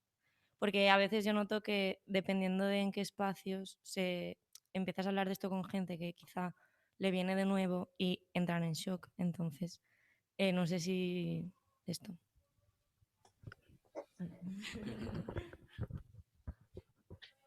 Yo también tengo una pregunta. ¿Quieres hacer una pregunta, Sauma? Sí, yo voy a preguntar. Tira. Gracias, Luis. A ver, súper interesante como siempre. Y la verdad es que escuchándote a ti, pero con estos análisis y documentos y, bueno, y datos, al final objetivos, igual como también cuando pues, tenemos la oportunidad de escuchar a Antonio Turiel o otras personas que le aportan mucho conocimiento y mucho realismo a la situación, yo creo que a mí se me plantean dos grandes preguntas, ¿no? Que me cuesta responder. Una es, ¿hasta qué punto podemos ayudar a divulgar en el conjunto de la sociedad esta descripción objetiva de la crisis sistémica en la que estamos para intentar generar respuestas, no reacciones? La impresión es que a menudo, como decía ahora compañera, pues que hay mucha gente que aún no quiere ser consciente de esto, o que mejor no saberlo, o que realmente le queda muy lejos porque vive en un mundo de inopia adormecida a base de droga televisiva y fútbol y otras historias. Y entonces creo que tenemos muchísima gente a la que llegar todavía. Pues, tenemos un reto de divulgación que no sé si pasa por hacer muchas charlas, que al final siempre solemos estar las concienciadas, o cómo podemos salir a la calle para llegar, ¿no? Es verdad que a veces a una entrevista en televisión, pues eso, decía antes Antonio Turiel, ayuda mucho, pero claro, eso es limitado, puntual, y no se puede llegar a plantear alternativas ni soluciones globales, ¿no? Entonces, bueno, creo que hay un reto de llegar, y se me ocurre que como mínimo deberíamos asumir el protagonismo de las organizaciones, que como ecologistas, pero muchas otras también, de llevar esta reflexión y este debate a los lugares, por ejemplo, las universidades, donde puede haber estudiantes que puedan hacerse preguntas, ¿no? Que es un espacio, bueno, que hay una cierta comunidad y un cierto debate de ideas dentro de cada uno de sus límites o sus especialidades. No sé, si te ocurren otras estrategias para conseguir mayor divulgación de estas realidades para sacudir de alguna forma a la sociedad e impulsar cambios. Y la otra parte es que cuando uno se plantea, otra pregunta, digamos, cuando uno se plantea que ante la magnitud de la tragedia, ¿qué hago? Claro, yo veo que a veces hay respuestas de tres tipos. Respuestas individuales, grupales, o digamos de perspectiva global, social, ¿no? El conjunto del sistema social político, ¿no? Claro, hay gente que se encierra en decir, bueno, pues yo al menos, o sea, el mundo es a la mierda, pero yo al menos voy a intentar ser coherente, consumir lo mínimo, reciclar todo, reducir mis consumos de energía, de materiales, de lo que sea, si puedo hacer mis propios alimentos, ¿no? Respuestas individuales o individualistas, ¿no? Y quizá es lo primero que a uno le sale, ¿no? Digo, yo al menos voy a contribuir como pueda, pero está claro que es insuficiente a todas luces, ¿no? Y aparte de calmar un poco la conciencia, pues de poco más puede servir. También hay quien se encierra en respuestas de pequeños grupos, pues no sé, pues a veces mi impresión es que algunos movimientos por el decrecimiento se quedan en unas poquitas experiencias locales, ¿no? Yo y mi grupo, y vamos al menos a contribuir así, ¿no? Con un huertito comunitario y ya está, y es lo que podemos hacer.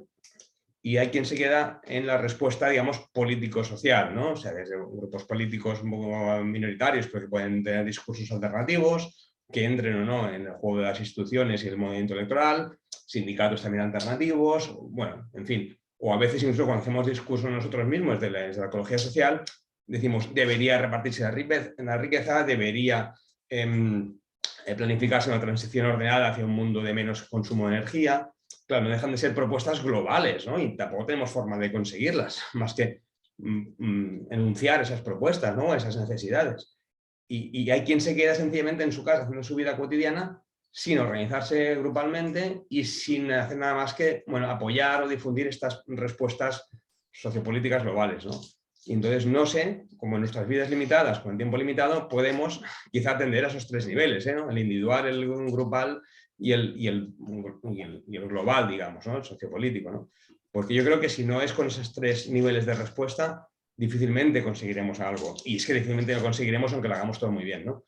Pero bueno, como mínimo, como decías tú, ¿no? Crear oportunidades y ejemplos de otros escenarios posibles y necesarios, pero que son factibles y los vamos construyendo día a día, pues a partir de actitudes individuales pues, coherentes y experiencias que realmente puedan atender a las necesidades humanas, ¿no? de cuidados o de satisfacción de las necesidades básicas como alimentación, agua, energía y relaciones sociales. No sé, igual es más reflexión que pregunta, pero a veces me da la impresión que hay respuestas que se quedan en un solo aspecto, ¿no? de la globalidad del problema. No sé tú cómo lo ves, si quieres comentar algo. ¿Entro o hay más preguntas? Eso es lo que estaba preguntando. ¿Hay alguien más? ¿No? Yo te quería hacer una pregunta también. Dale. Una es, hablaste de la necesidad de expropiaciones y otras cosas que considero que son necesarias, pero no me fío de este Estado que está al servicio de la plutocracia. ¿Cómo lo resolvemos? Porque es necesario que la expropiaciones la haga el Estado. Pero me temo que igual si llega a ser expropiaciones va a ser en contra nuestra más que a favor. Y la segunda es que dentro de esto que comentabas y ahora relacionado con lo que hablaba Jauma, yo creo o tengo la esperanza de que una de las organizaciones que han resurgido durante el tiempo de confinamiento y que me parece que pueden tener un potencial muy positivo, son las redes de apoyo mutuo, porque convergen un montón de historias y un montón de, digamos, de iniciativas diferentes en una necesidad empírica de poder salir de una situación bastante difícil como fue el hecho de confinamiento. Quería ver qué opinión tenías al respecto. Gracias. Bueno, pues un montón de cosas como para dar otra charla casi entera. Dejarme un segundín que voy a ordenar una idea, que si luego se me olvida.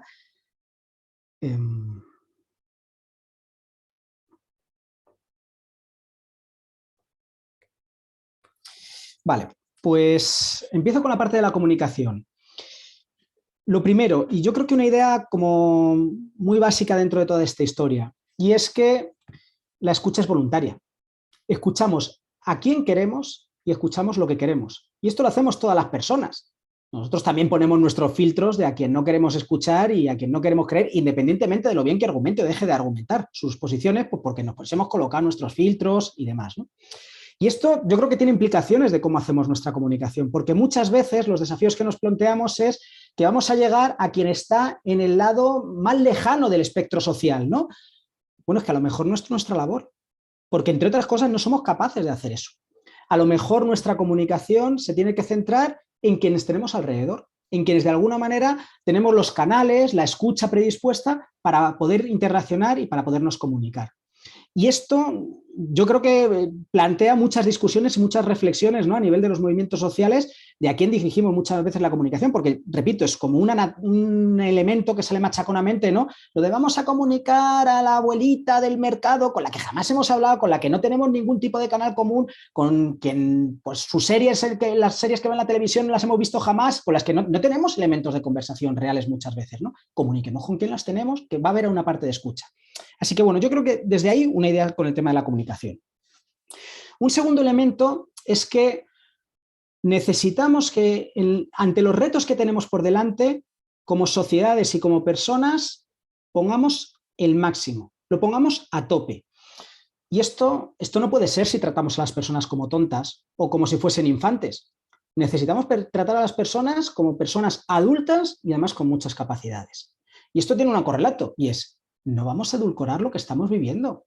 No tiene ningún sentido contar, bueno, que sí, que esto está muy mal y tal, pero que bueno, que lo vamos a resolver, ¿no? Que en realidad no, nada, todo depende, ¿no?, de unas mejoras tecnológicas, ¿no?, una mayor asignación de recursos y estará resuelto. No, por favor, porque es que además la gente no es tonta y entiende que esto no funciona así. Creo que necesitamos tener una comunicación pues que sea sincera y que encaje con la realidad con la que nos estamos moviendo. Con esto entro en la tercera parte, porque claro, una comunicación de este tipo pues está atravesada por una emoción como la del miedo. Y las emociones creo que son centrales en nuestros actos comunicativos. No vamos a comunicar la importancia de lo que está sucediendo si no ponemos las emociones en el centro de nuestro proceso comunicativo.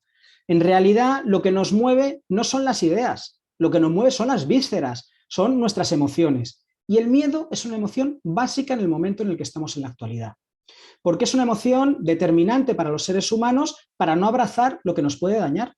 Y es una emoción que el movimiento ecologista ha utilizado y que ha sido capaz de articular movilización. Por ejemplo, los dos libros probablemente más potentes del ecologismo son Los límites del crecimiento, que básicamente lo que decía es temed que se nos va a venir abajo el sistema, o La primavera silenciosa de Raquel Carson, que lo que decía es temed que nos vamos a acabar sin cosechas, ¿no?, y sin ecosistemas, ¿no?, fruto de los pesticidas y demás, ¿no? Así que no despreciemos el poder del miedo. Eso sí, no lo pongamos solo en el cóctel, porque si lo ponemos solo, el miedo normalmente nos hace rendir por debajo de nuestras capacidades, muchas veces abrazar tablas de salvación que no son tales, pues por ejemplo, pues el auge de neofascismos, ¿no?, o que nos puede permitir pues correr hacia donde no tenemos que correr o hacia donde no hay salida. Así que el miedo lo tenemos que hibridar con otra serie de emociones absolutamente determinantes que sean como una especie de pértiga que nos ayude a saltar por ese miedo, pues siendo conscientes, ¿no?, y manejando pues esa ansiedad que comentaba anteriormente, que no es lo mismo que miedo, pero que tiene a veces relación, ¿no?, con ella. Y para esto creo pues, que necesitamos pues, trabajar pues, con la ilusión, ¿no?, y con esa construcción de alguna manera de imaginarios deseables. Y creo que esa construcción no puede ser en abstracto. Muchas veces decimos, la imaginación humana es superpoderosa, vuela libre. Yo creo que no lo es. Yo creo que imaginamos a partir de nuestras vivencias. Pero necesitamos vivencias para poder imaginar. O dicho de otra manera, si queremos proyectar futuros deseables y posibles, tenemos que construir maquetas de esos futuros deseables y posibles, proyectos, aunque sean en pequeñito, que la gente pueda visitar, que se puedan ver y que sean ejemplos concretos. No nos vamos a ilusionar con una idea abstracta, sino que nos vamos a ilusionar cuando esa idea la vemos materializada y vemos que la gente además vive feliz y que vive contenta y que vive de forma digna dentro de esos entornos. Por ponerlo con un ejemplo. Yo llevo trabajando muchos años en temas de vivienda en derecho de uso en Madrid, muchos años, pues más de 10, y solamente hace un año hemos conseguido pues, plasmarlo en un edificio en el que vivimos pues, con condiciones ecológicas, sociales y ya digo, en derecho de uso, no nos pertenece, es de la cooperativa. Bueno, hasta que no hemos construido el edificio, hasta que esto no ha sido una realidad, pues no se ha convertido en un pepino comunicativo, y es un pepino comunicativo en la ciudad de Madrid, ¿no? Una ciudad absolutamente yerma, ¿no? De alternativas, ¿no? Atravesada por el neoliberalismo, no solo político, sino sociológico, ¿no? Y de pronto ves una maqueta de otra forma de vivir que desde luego te permite tener unos niveles de vida muchísimo mejores que el resto de la población, ¿no? Es una especie de sensación de que vives en un oasis mientras el mundo a tu alrededor se desmorona, y esto la gente lo ve. Y esto tiene una potencia comunicativa muy grande y tiene una potencia ilusionante pues muy potente. Así que yo creo que este tipo de cosas las tenemos que hacer. Porque, y entrando ya y enlazando con lo que comentaba Jaume, ¿no? ¿Cómo gestionamos pues muchas veces esta parte de la comunicación que tenemos que tener por delante? Bueno, creo que esta labor de sensibilización que dentro del ecologismo hemos intentado hacer de forma profusa durante un montón de años, pues a lo mejor no es algo que tengamos que hacer ahora. Y digo que a lo mejor no es algo en el que tengamos que centrar muchos esfuerzos porque la realidad está siendo tan sensibilizadora, está siendo tan clara, pues que no tenemos que contar los peligros del cambio climático, es que los estamos viendo. Es que no tenemos que contar las implicaciones de la crisis energética, es que la estamos viviendo. Tenemos que ayudar a entenderlo, que no es lo mismo, ¿no? Pero la labor de sensibilización, el enganche emocional, ¿no? La percha con la que tirar, lo tenemos ahí en la vida de las personas. Y creo que además tenemos que mostrar cómo esos procesos de shock, y creo que tenemos que ponerlo en relevancia, pueden abrigar espacios de organización social muy potentes, de apoyo mutuo muy potentes. Se presentaba esta semana en Madrid un informe que han elaborado desde la Federación de Asociaciones de Vecinos y Vecinas y que mostraba todas las redes de apoyo mutuo que se habían creado durante todo el proceso del confinamiento, fruto del COVID y demás, ¿no? Y de pronto hemos tenido aprendizajes fundamentales que nos hubieran parecido anatemas. Paramos la economía para poder por encima la salud y que, bueno, que considerábamos que era importante, ¿no? Ese proceso de encerrarnos dentro de las casas. O descubrimos que necesitábamos muchas menos cosas que lo que la economía producía y que no por ello pues teníamos vidas menos dignas. O descubrimos que en realidad lo que más echábamos de menos no era comprar, sino que lo que echábamos de menos era tocar a la gente que queríamos y tener una conversación de calidad de cara a cara, ¿no? Y con un contacto físico directo. Y estos son elementos, son aprendizajes determinantes en los escenarios que tenemos por delante, de manera que podemos cabalgar estas situaciones de shock para mostrar cómo los seres humanos nos ponemos en situaciones de apoyo mutuo y que nos permiten abrigar pues, aprendizajes básicos que vamos a necesitar en estos procesos de cambio, de transformación que tenemos por delante. Indudablemente me diréis, no es lo único que ha pasado a golpe de shock. Y desde luego que no ha pasado solamente esto. También ha habido una doctrina del shock neoliberal, y en la ciudad en la que estoy, en Madrid, es tremendamente claro, ¿no? Que ha aprovechado pues, estas situaciones pues, para reforzar pues, privilegios de unas clases sobre otras, ¿no? Y de alguna manera mecanismos de sometimiento y social. Creo que este es un elemento de disputa y es un elemento de lucha en el cual pues, tendremos que articular esas luchas que están en gran parte, no solamente en el marco pues, político y en el marco económico, sino en gran parte en el marco cultural. Ahora mismo la derrota que estamos viviendo los movimientos sociales en Madrid no es tanto una derrota política o económica, es sobre todo una derrota cultural.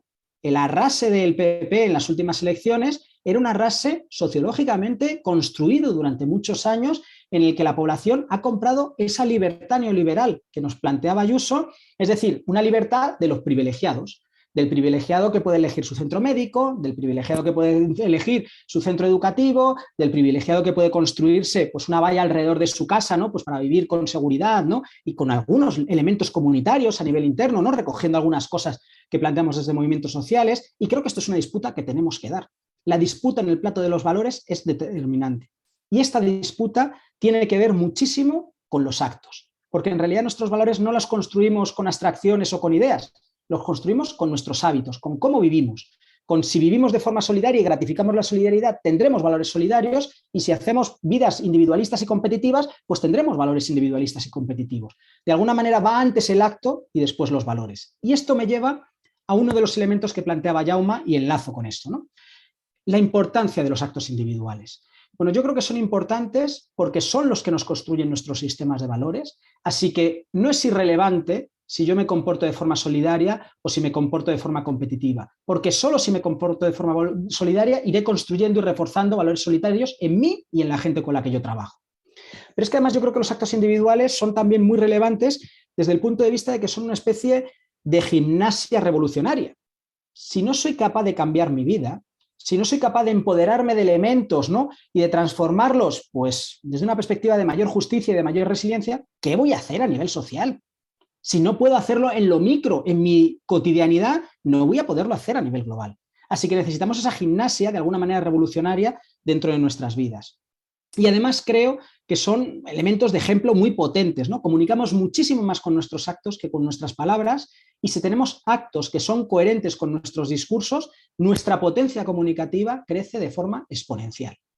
Ahora bien, lo decía Jaume y lo comparto totalmente, los actos individuales en sí mismos no son capaces de transformar el entorno en el que nos movemos y desde luego romper los desafíos que tenemos por delante. Así que tenemos que atender también a esos otros planos, ¿no? El plano pues, de lo comunitario y el plano pues, de lo más global y demás, ¿no? En el plano de lo comunitario, para mí, dos elementos centrales a tener en cuenta. Uno, necesitamos poner herramientas. Yo diría que es ahora mismo la política central que tenemos que poner. Ya digo, construcción de alternativas resilientes y justas, ¿no?, a los entornos en los que nos movemos, pero que tengan dos características. Una, que sean escalables, es decir, que aunque sean pequeñas llegue un momento en el que puedan ser más grandes, o bien que sean replicables. Es decir, que haya otra gente que las pueda copiar, pues obviamente reinterpretándolas, pero que de alguna manera sirvan en el modelo, ¿no? Porque esto es lo que nos va a permitir que en determinados momentos, en determinadas situaciones de shock, pues podamos nadar a favor de corriente, podamos aprovechar esos procesos de sensibilización para decir, mira, es que aquí está esto, que es deseable, que lo puedes tangir, que lo puedes tocar, ¿no?, y que lo puedes copiar y que te puedes sumar o que lo puedes hacer tuyo, ¿no? Y esto creo que es muy importante en los procesos de cambio que tenemos por delante, ¿no? Aparte de que creo que nos permite recuperar el poder sobre nuestras vidas, construir esa autonomía política y económica que solo podemos construir desde lo micro. Y en esa mirada más macro, muy atravesada por lo institucional y por el Estado, bueno, pues yo creo que lo que tenemos que tener en cuenta desde mi perspectiva es que del Estado, de las administraciones, nunca va a poder salir un proceso de cambio real, un proceso de cambio transformador. Y no va a poder salir porque intrínsecamente el Estado a nivel histórico se construyó como una herramienta de mantenimiento de las jerarquías. Hay estados más desiguales que otros, indudablemente, pero no hay ningún Estado igualitario en la historia de la humanidad. Y todos los Estados han tenido sus mecanismos de mantenimiento de las jerarquías.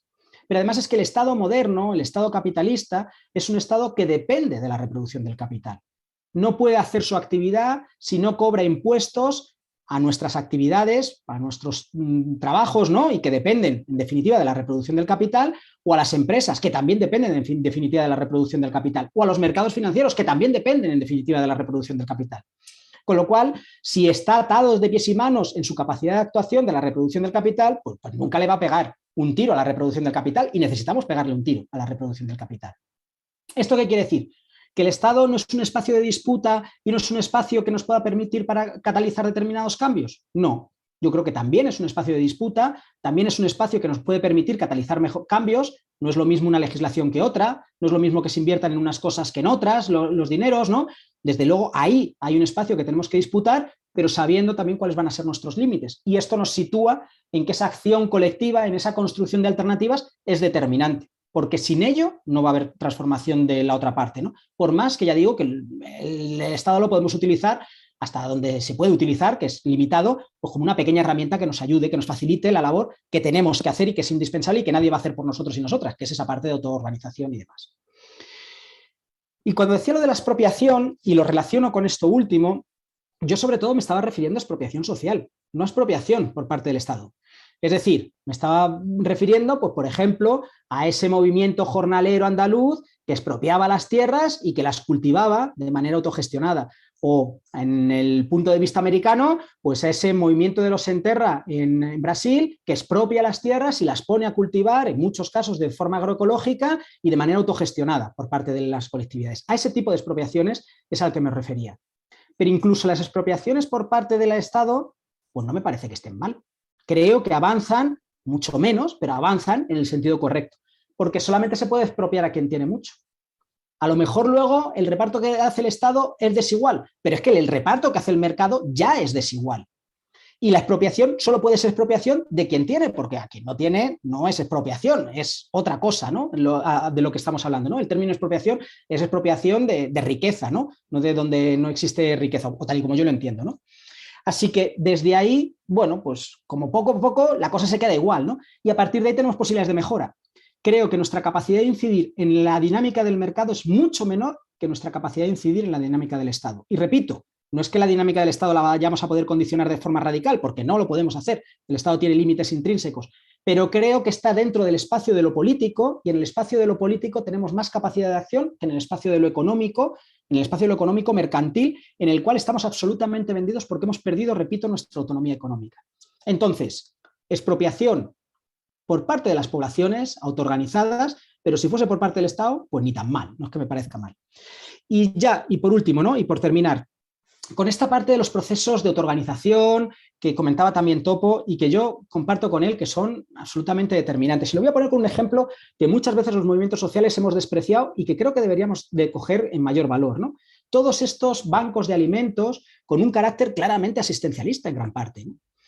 Y creo que deberíamos de mirarlos con otros ojos, pues por varios elementos. Por ejemplo, son elementos que no colocan el foco en el empleo, no piden empleo, sino que colocan el foco en las necesidades de las personas. Eso me parece mucho más interesante. Mi necesidad no es tener un empleo, mi necesidad es tener alimentos, que es distinto. Y creo que ahí nos coloca mejor el foco. Porque además son alternativas que escapan en gran parte de las lógicas del Estado y de las lógicas del mercado y que entran dentro de las lógicas de la autoorganización social, y creo que desde ahí también tenemos elementos interesantes que recuperar. Y sobre todo porque hay experiencias muy interesantes en que esos comedores sociales con un carácter asistencialista en su nacimiento clarísimo se han convertido en proyectos súper interesantes. Y por ponerlo en el ejemplo que a mí me gusta más, en el barrio de Buenos Aires de Salamanca, el barrio más empobrecido de la ciudad, empezaron un comedor de este tipo, un comedor social, que después pasó a ser gestionado pues, por las propias personas que eran usuarias de ese comedor, y después dieron un siguiente salto y es que empezaron a producir su propia comida en agroecológico para generar un nivel de autonomía pues que desde luego yo no tengo, ¿no? En mi capacidad de alimentarme, pero es que luego dieron un salto más y se convirtieron en un servicio a personas vulnerabilizadas de su propia ciudad, en el cual les daban alimento pues cocinado y además pues unos precios pues más asequibles, ¿no? Que los que podrías encontrar dentro del mercado y demás, ¿no? Creo que esto nos habla de un recorrido, de un proceso, y creo que tenemos que mirar los procesos de cambio y los procesos de autoorganización social como eso, como procesos en los que podemos ir creciendo y podemos ir estructurando pues, mayores tasas, ¿no? de autonomía pues, conforme va pasando el tiempo, ¿no? Y por eso creo que el ejemplo que ponía Topo es muy relevante y creo que son ejemplos sobre los que tenemos que trabajar y sobre los que tenemos que aprender. ¿Alguna pregunta? ¿No? Si me dejáis, hago otra pregunta y es, a nivel internacional, ¿hay alguna estrategia, algún foro? En plan, inicialmente yo pensaba, a nivel internacional, a lo mejor lo que podemos es presionar a los gobiernos para que se reúnan en las Naciones Unidas y hagan las cosas bien. Pero ahora mismo nos acabas de poner en la mesa de no podemos confiar en los estados, ¿no? Entonces, ¿podemos trabajar a nivel internacional de alguna forma para que esta lucha, para esta transformación social se haga más o menos homogénea por todas partes? No sé si podemos aprovechar figuras como la Greta Thunberg, ¿no? que permiten esta internacionalización y lo están permitiendo, no sé.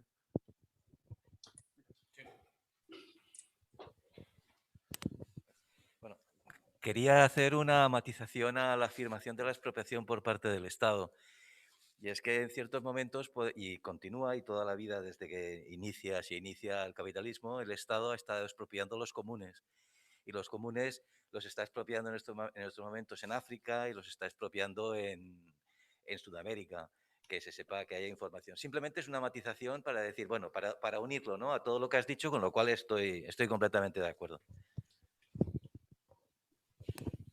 Hola, soy profesor de secundaria de lengua y aprovecho siempre la excusa de la tipología textual para, cuando trato argumentativo o expositivo, pues hablar de crisis climática con los textos que utilizo, ¿no?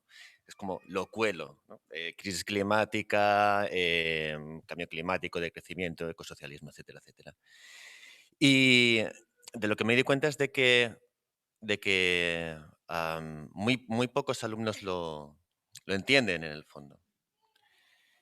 Hay un fenómeno de protección que se ve en los más mayores, en los de bachillerato, porque recurren al tecnooptimismo. Recurren al tecnooptimismo, ¿no? Entonces te saltan.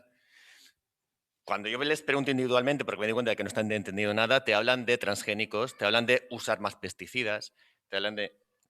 Es esto de que ya se solucionará, ¿no? Que ya hay manera de solucionarlo. De todas maneras, está bien hacerlo, ¿no? En lenguas, en cultura y valores, en tutoría, porque hay una parte de los alumnos a los que les llega y a los otros que tienen una protección les va cayendo una llovizna. Y hay un pequeño sector, un pequeño porcentaje de los alumnos que ves la mirada de comprensión, ¿no? Pero es que aparte de este sentido común que afecta a los alumnos, ¿no?, de tecnooptimismo y etcétera, hay un problema también con los profesores. Yo hace un mes que envié una propuesta de añadir en el PAD una actividad que yo diseñaría para tratar esto en tutoría, y la coordinadora pedagógica no me ha respondido. Y tengo un compañero que creo que hizo ciencias ambientales que me puso como ejemplo ecológico Qatar. Un compañero que ha hecho, no sé si era biología o ciencias ambientales o alguna de estas de ciencias, Qatar, por el tema de la electrificación y las placas solares y no sé qué. Es decir, es que tenemos un problema también a nivel de profesorado muy fuerte. Porque claro, no solo el sentido común ¿no?, tecnooptimista, es que el profesor de catalán está loco y es el que dice estas cosas, ¿no? El profesor de catalán está loco y dice estas cosas, no, que soy yo, ¿no? Es el que dice estas cosas, pero todo el mundo te está diciendo, el alumno ve que todo el mundo le está diciendo que, bueno, que no es tan grave, que ya inventaremos algo que... O sea, no solo los textos del libro, sino que el discurso mayoritario es este. Entonces, como profesor, te pregunto, ¿cómo crees que se puede romper esta pared de cristal, ¿no?, para que llegue, para que no sea minoritario, que haya más compañeros que se den cuenta de esto?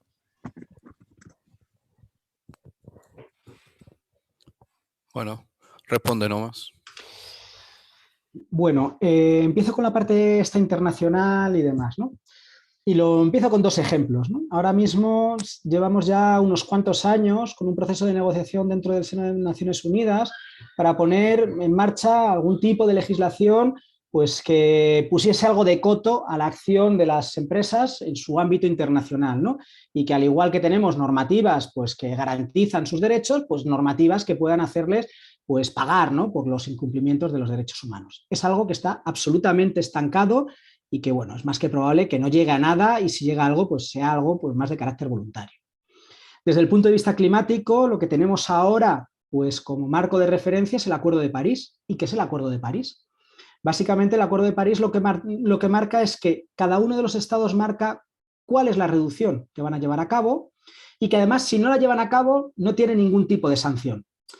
Yo esto no lo llamaría acuerdo, lo llamaría que cada cual haga lo que le dé la gana, porque básicamente es lo que es, ¿no?, que cada cual pueda plantear lo que le dé la gana. ¿Esto qué quiere decir? ¿Que no somos capaces de que en el ámbito internacional lleguemos a algún tipo de acuerdo? No, yo creo que la posibilidad técnicamente, políticamente y de alguna manera especulativamente puede existir, pero creo que ahora mismo, con la correlación de fuerzas que tenemos, es tremendamente improbable que ese sea un marco en el que podamos rascar cambios, no digo ya sustanciales, que desde luego eso no, sino mínimamente encaminados a las cosas que necesitamos. ¿Esto qué quiere decir? ¿Que el marco internacional no podemos incidir en ello y no podemos actuar? No, yo no llegaría a esa conclusión. Por ejemplo, y por volver al tema climático, ¿quién está haciendo ahora mismo más por las luchas climáticas a nivel global? Pues yo creo que claramente las luchas antiextractivistas que están atravesando el planeta. Y esas luchas antiextractivistas, y no me refiero solamente a combustibles fósiles, me refiero también a todo lo que tiene que ver con extracción pues, mineral y en muchos casos también pues, de productos biológicos, ¿no? Pues de grandes plantaciones y demás, ¿no? Que tienen mucha relación también a nivel climático. Bueno, pues en muchos casos están teniendo éxito y esto está siendo un elemento efectivo de que por lo menos el calentamiento global vaya un poquito más lento de lo que iría en otras circunstancias, ¿no? O todo lo que tiene que ver con procesos de construcción de alternativas, creo que también están siendo herramientas potentes y que están incidiendo dentro de esos procesos. Es decir, pensemos el marco internacional no solamente como el marco político, jurídico, sino pensémoslo también como el marco de actuación en el que nos movemos y que es el resultado de la suma de actuaciones que hay en distintos territorios, ¿no? Y que tienen al final impacto pues, macroeconómico y impacto también en el funcionamiento ecosistémico, en el flujo de distintos elementos. Creo que esto nos sitúa en una posición en el que eso que se ve lejano, ajeno, como esas cumbres, ¿no? Y en el que nuestra capacidad de influencia pues, es muy limitada, bueno, pues retomamos una parte del poder sobre nuestras vidas y hacemos cosas en las que vemos transformaciones y tenemos capacidad de incidencia. Y esto es muy importante para sostener los procesos de lucha en el tiempo y además pues, sostenerlos pues, con una base social un poco más amplia, ¿no? Y no pues, de personas pues con unos niveles de especialización altos, ¿no? Que son las que van a poder tener pues, un seguimiento pues, regular de cumbres y cosas de estas, ¿no?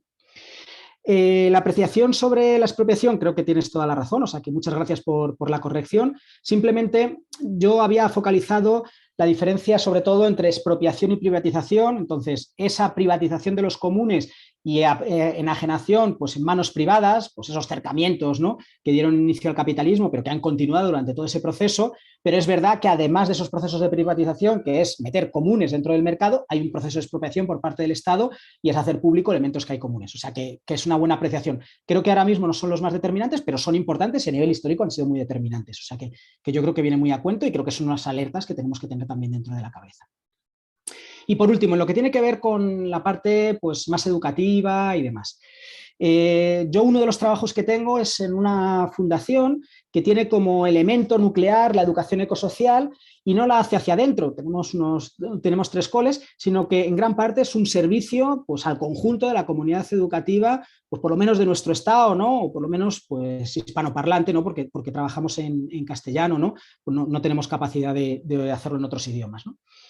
Y claro, yo creo que lo que tú planteas es el paradigma claro de que los desafíos que tenemos por delante no son solamente económicos y políticos, es que en gran parte son desafíos culturales y que tienen que ver con romper nuestros parámetros culturales y nuestros elementos culturales. Y creo que esto es una labor, pues, que por una parte es de hormiguita y que por una parte tiene que ver con poner herramientas que nos vayan permitiendo hacer este tipo de cosas, pero creo que por otra parte depende en gran parte de cabalgar bien los shocks. Y por ponerlo con un ejemplo, y que había comentado anteriormente, ¿no? Era absolutamente impensable y a nadie que estoy seguro de tu claustro que le preguntases que se fuese a decidir paralizar la economía pues porque hay una pandemia y que se considerase que la salud de las personas estaba por encima de la salud del crecimiento, ¿no? De la salud de la reproducción del capital. Era impensable esta historia. Bueno, pues algo que era impensable de la noche a la mañana pasó a ser pensable. Y pasó a ser pensable, por una parte, gracias a esas situaciones de shock que nos permiten hacer cambios culturales más rápidos de los que lo haríamos en otra situación, pero porque había una labor sembrada previa. Y creo que esto es lo que podemos hacer dentro de los colegios. Esta labor de siembra y una vez que surgen estos shocks, pues aprovecharlos, cabalgarlos, reforzar esos aprendizajes, ¿no? Y que, bueno, que nos salgan hacia elementos de articulación social y no de desarticulación social. Para toda esta labor, desde nuestra perspectiva, una herramienta determinante son los materiales didácticos. ¿Y por qué los materiales didácticos? Porque desde el punto de vista del alumnado es como una plasmación pues, de todo lo que estamos hablando, de un currículo basado en lo ecosocial y demás, que pues muchas veces cuando lo quieres poner en marcha no tienes capacidades para ponerlo en marcha, necesitas herramientas didácticas que te ayuden a ponerlo en marcha y esas herramientas didácticas son los materiales. Así que desde el punto de vista del alumnado son determinantes, pero es que desde el punto de vista del profesorado también. Porque una de las cosas que sabemos es que los profes aprendemos de los materiales didácticos. No solamente aprende el alumnado, sino que el profesorado también aprende. Por ejemplo, hemos creado una unidad didáctica alrededor de Gaia, alrededor de la idea pues, de que el conjunto de los seres vivos del planeta forman un macroorganismo y todo lo que ello conlleva, que son implicaciones muy potentes a nivel cultural o a nivel de entender el funcionamiento ecosistémico. Y esto, más allá de que lo han aprendido los alumnados, por supuesto lo ha aprendido el profesorado, que estaba a por uvas de este tipo de cosas y no tenía ni idea, ¿no?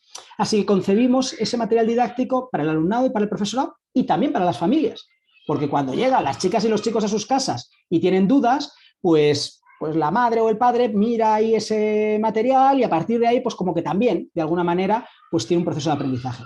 Y creo que esto es determinante, porque esto enlaza con uno de los elementos que tú planteabas, que los mensajes que le lleguen al alumnado, por sus iguales, por el profesorado y por las familias, pues poco a poco puedan ir virando desde mensajes con visiones profundamente neoliberales, tecnooptimistas y demás, a por lo menos, en principio, visiones un poco más variadas y a lo mejor, pues visiones en las cuales, por la mirada ecosocial, pues puede irse haciendo pues, más mayoritaria. Ya digo, en un trabajo de hormiguita que nos permita sembrar para utilizar los SOCs o utilizar los SOCs para favorecer ese trabajo de hormiguita.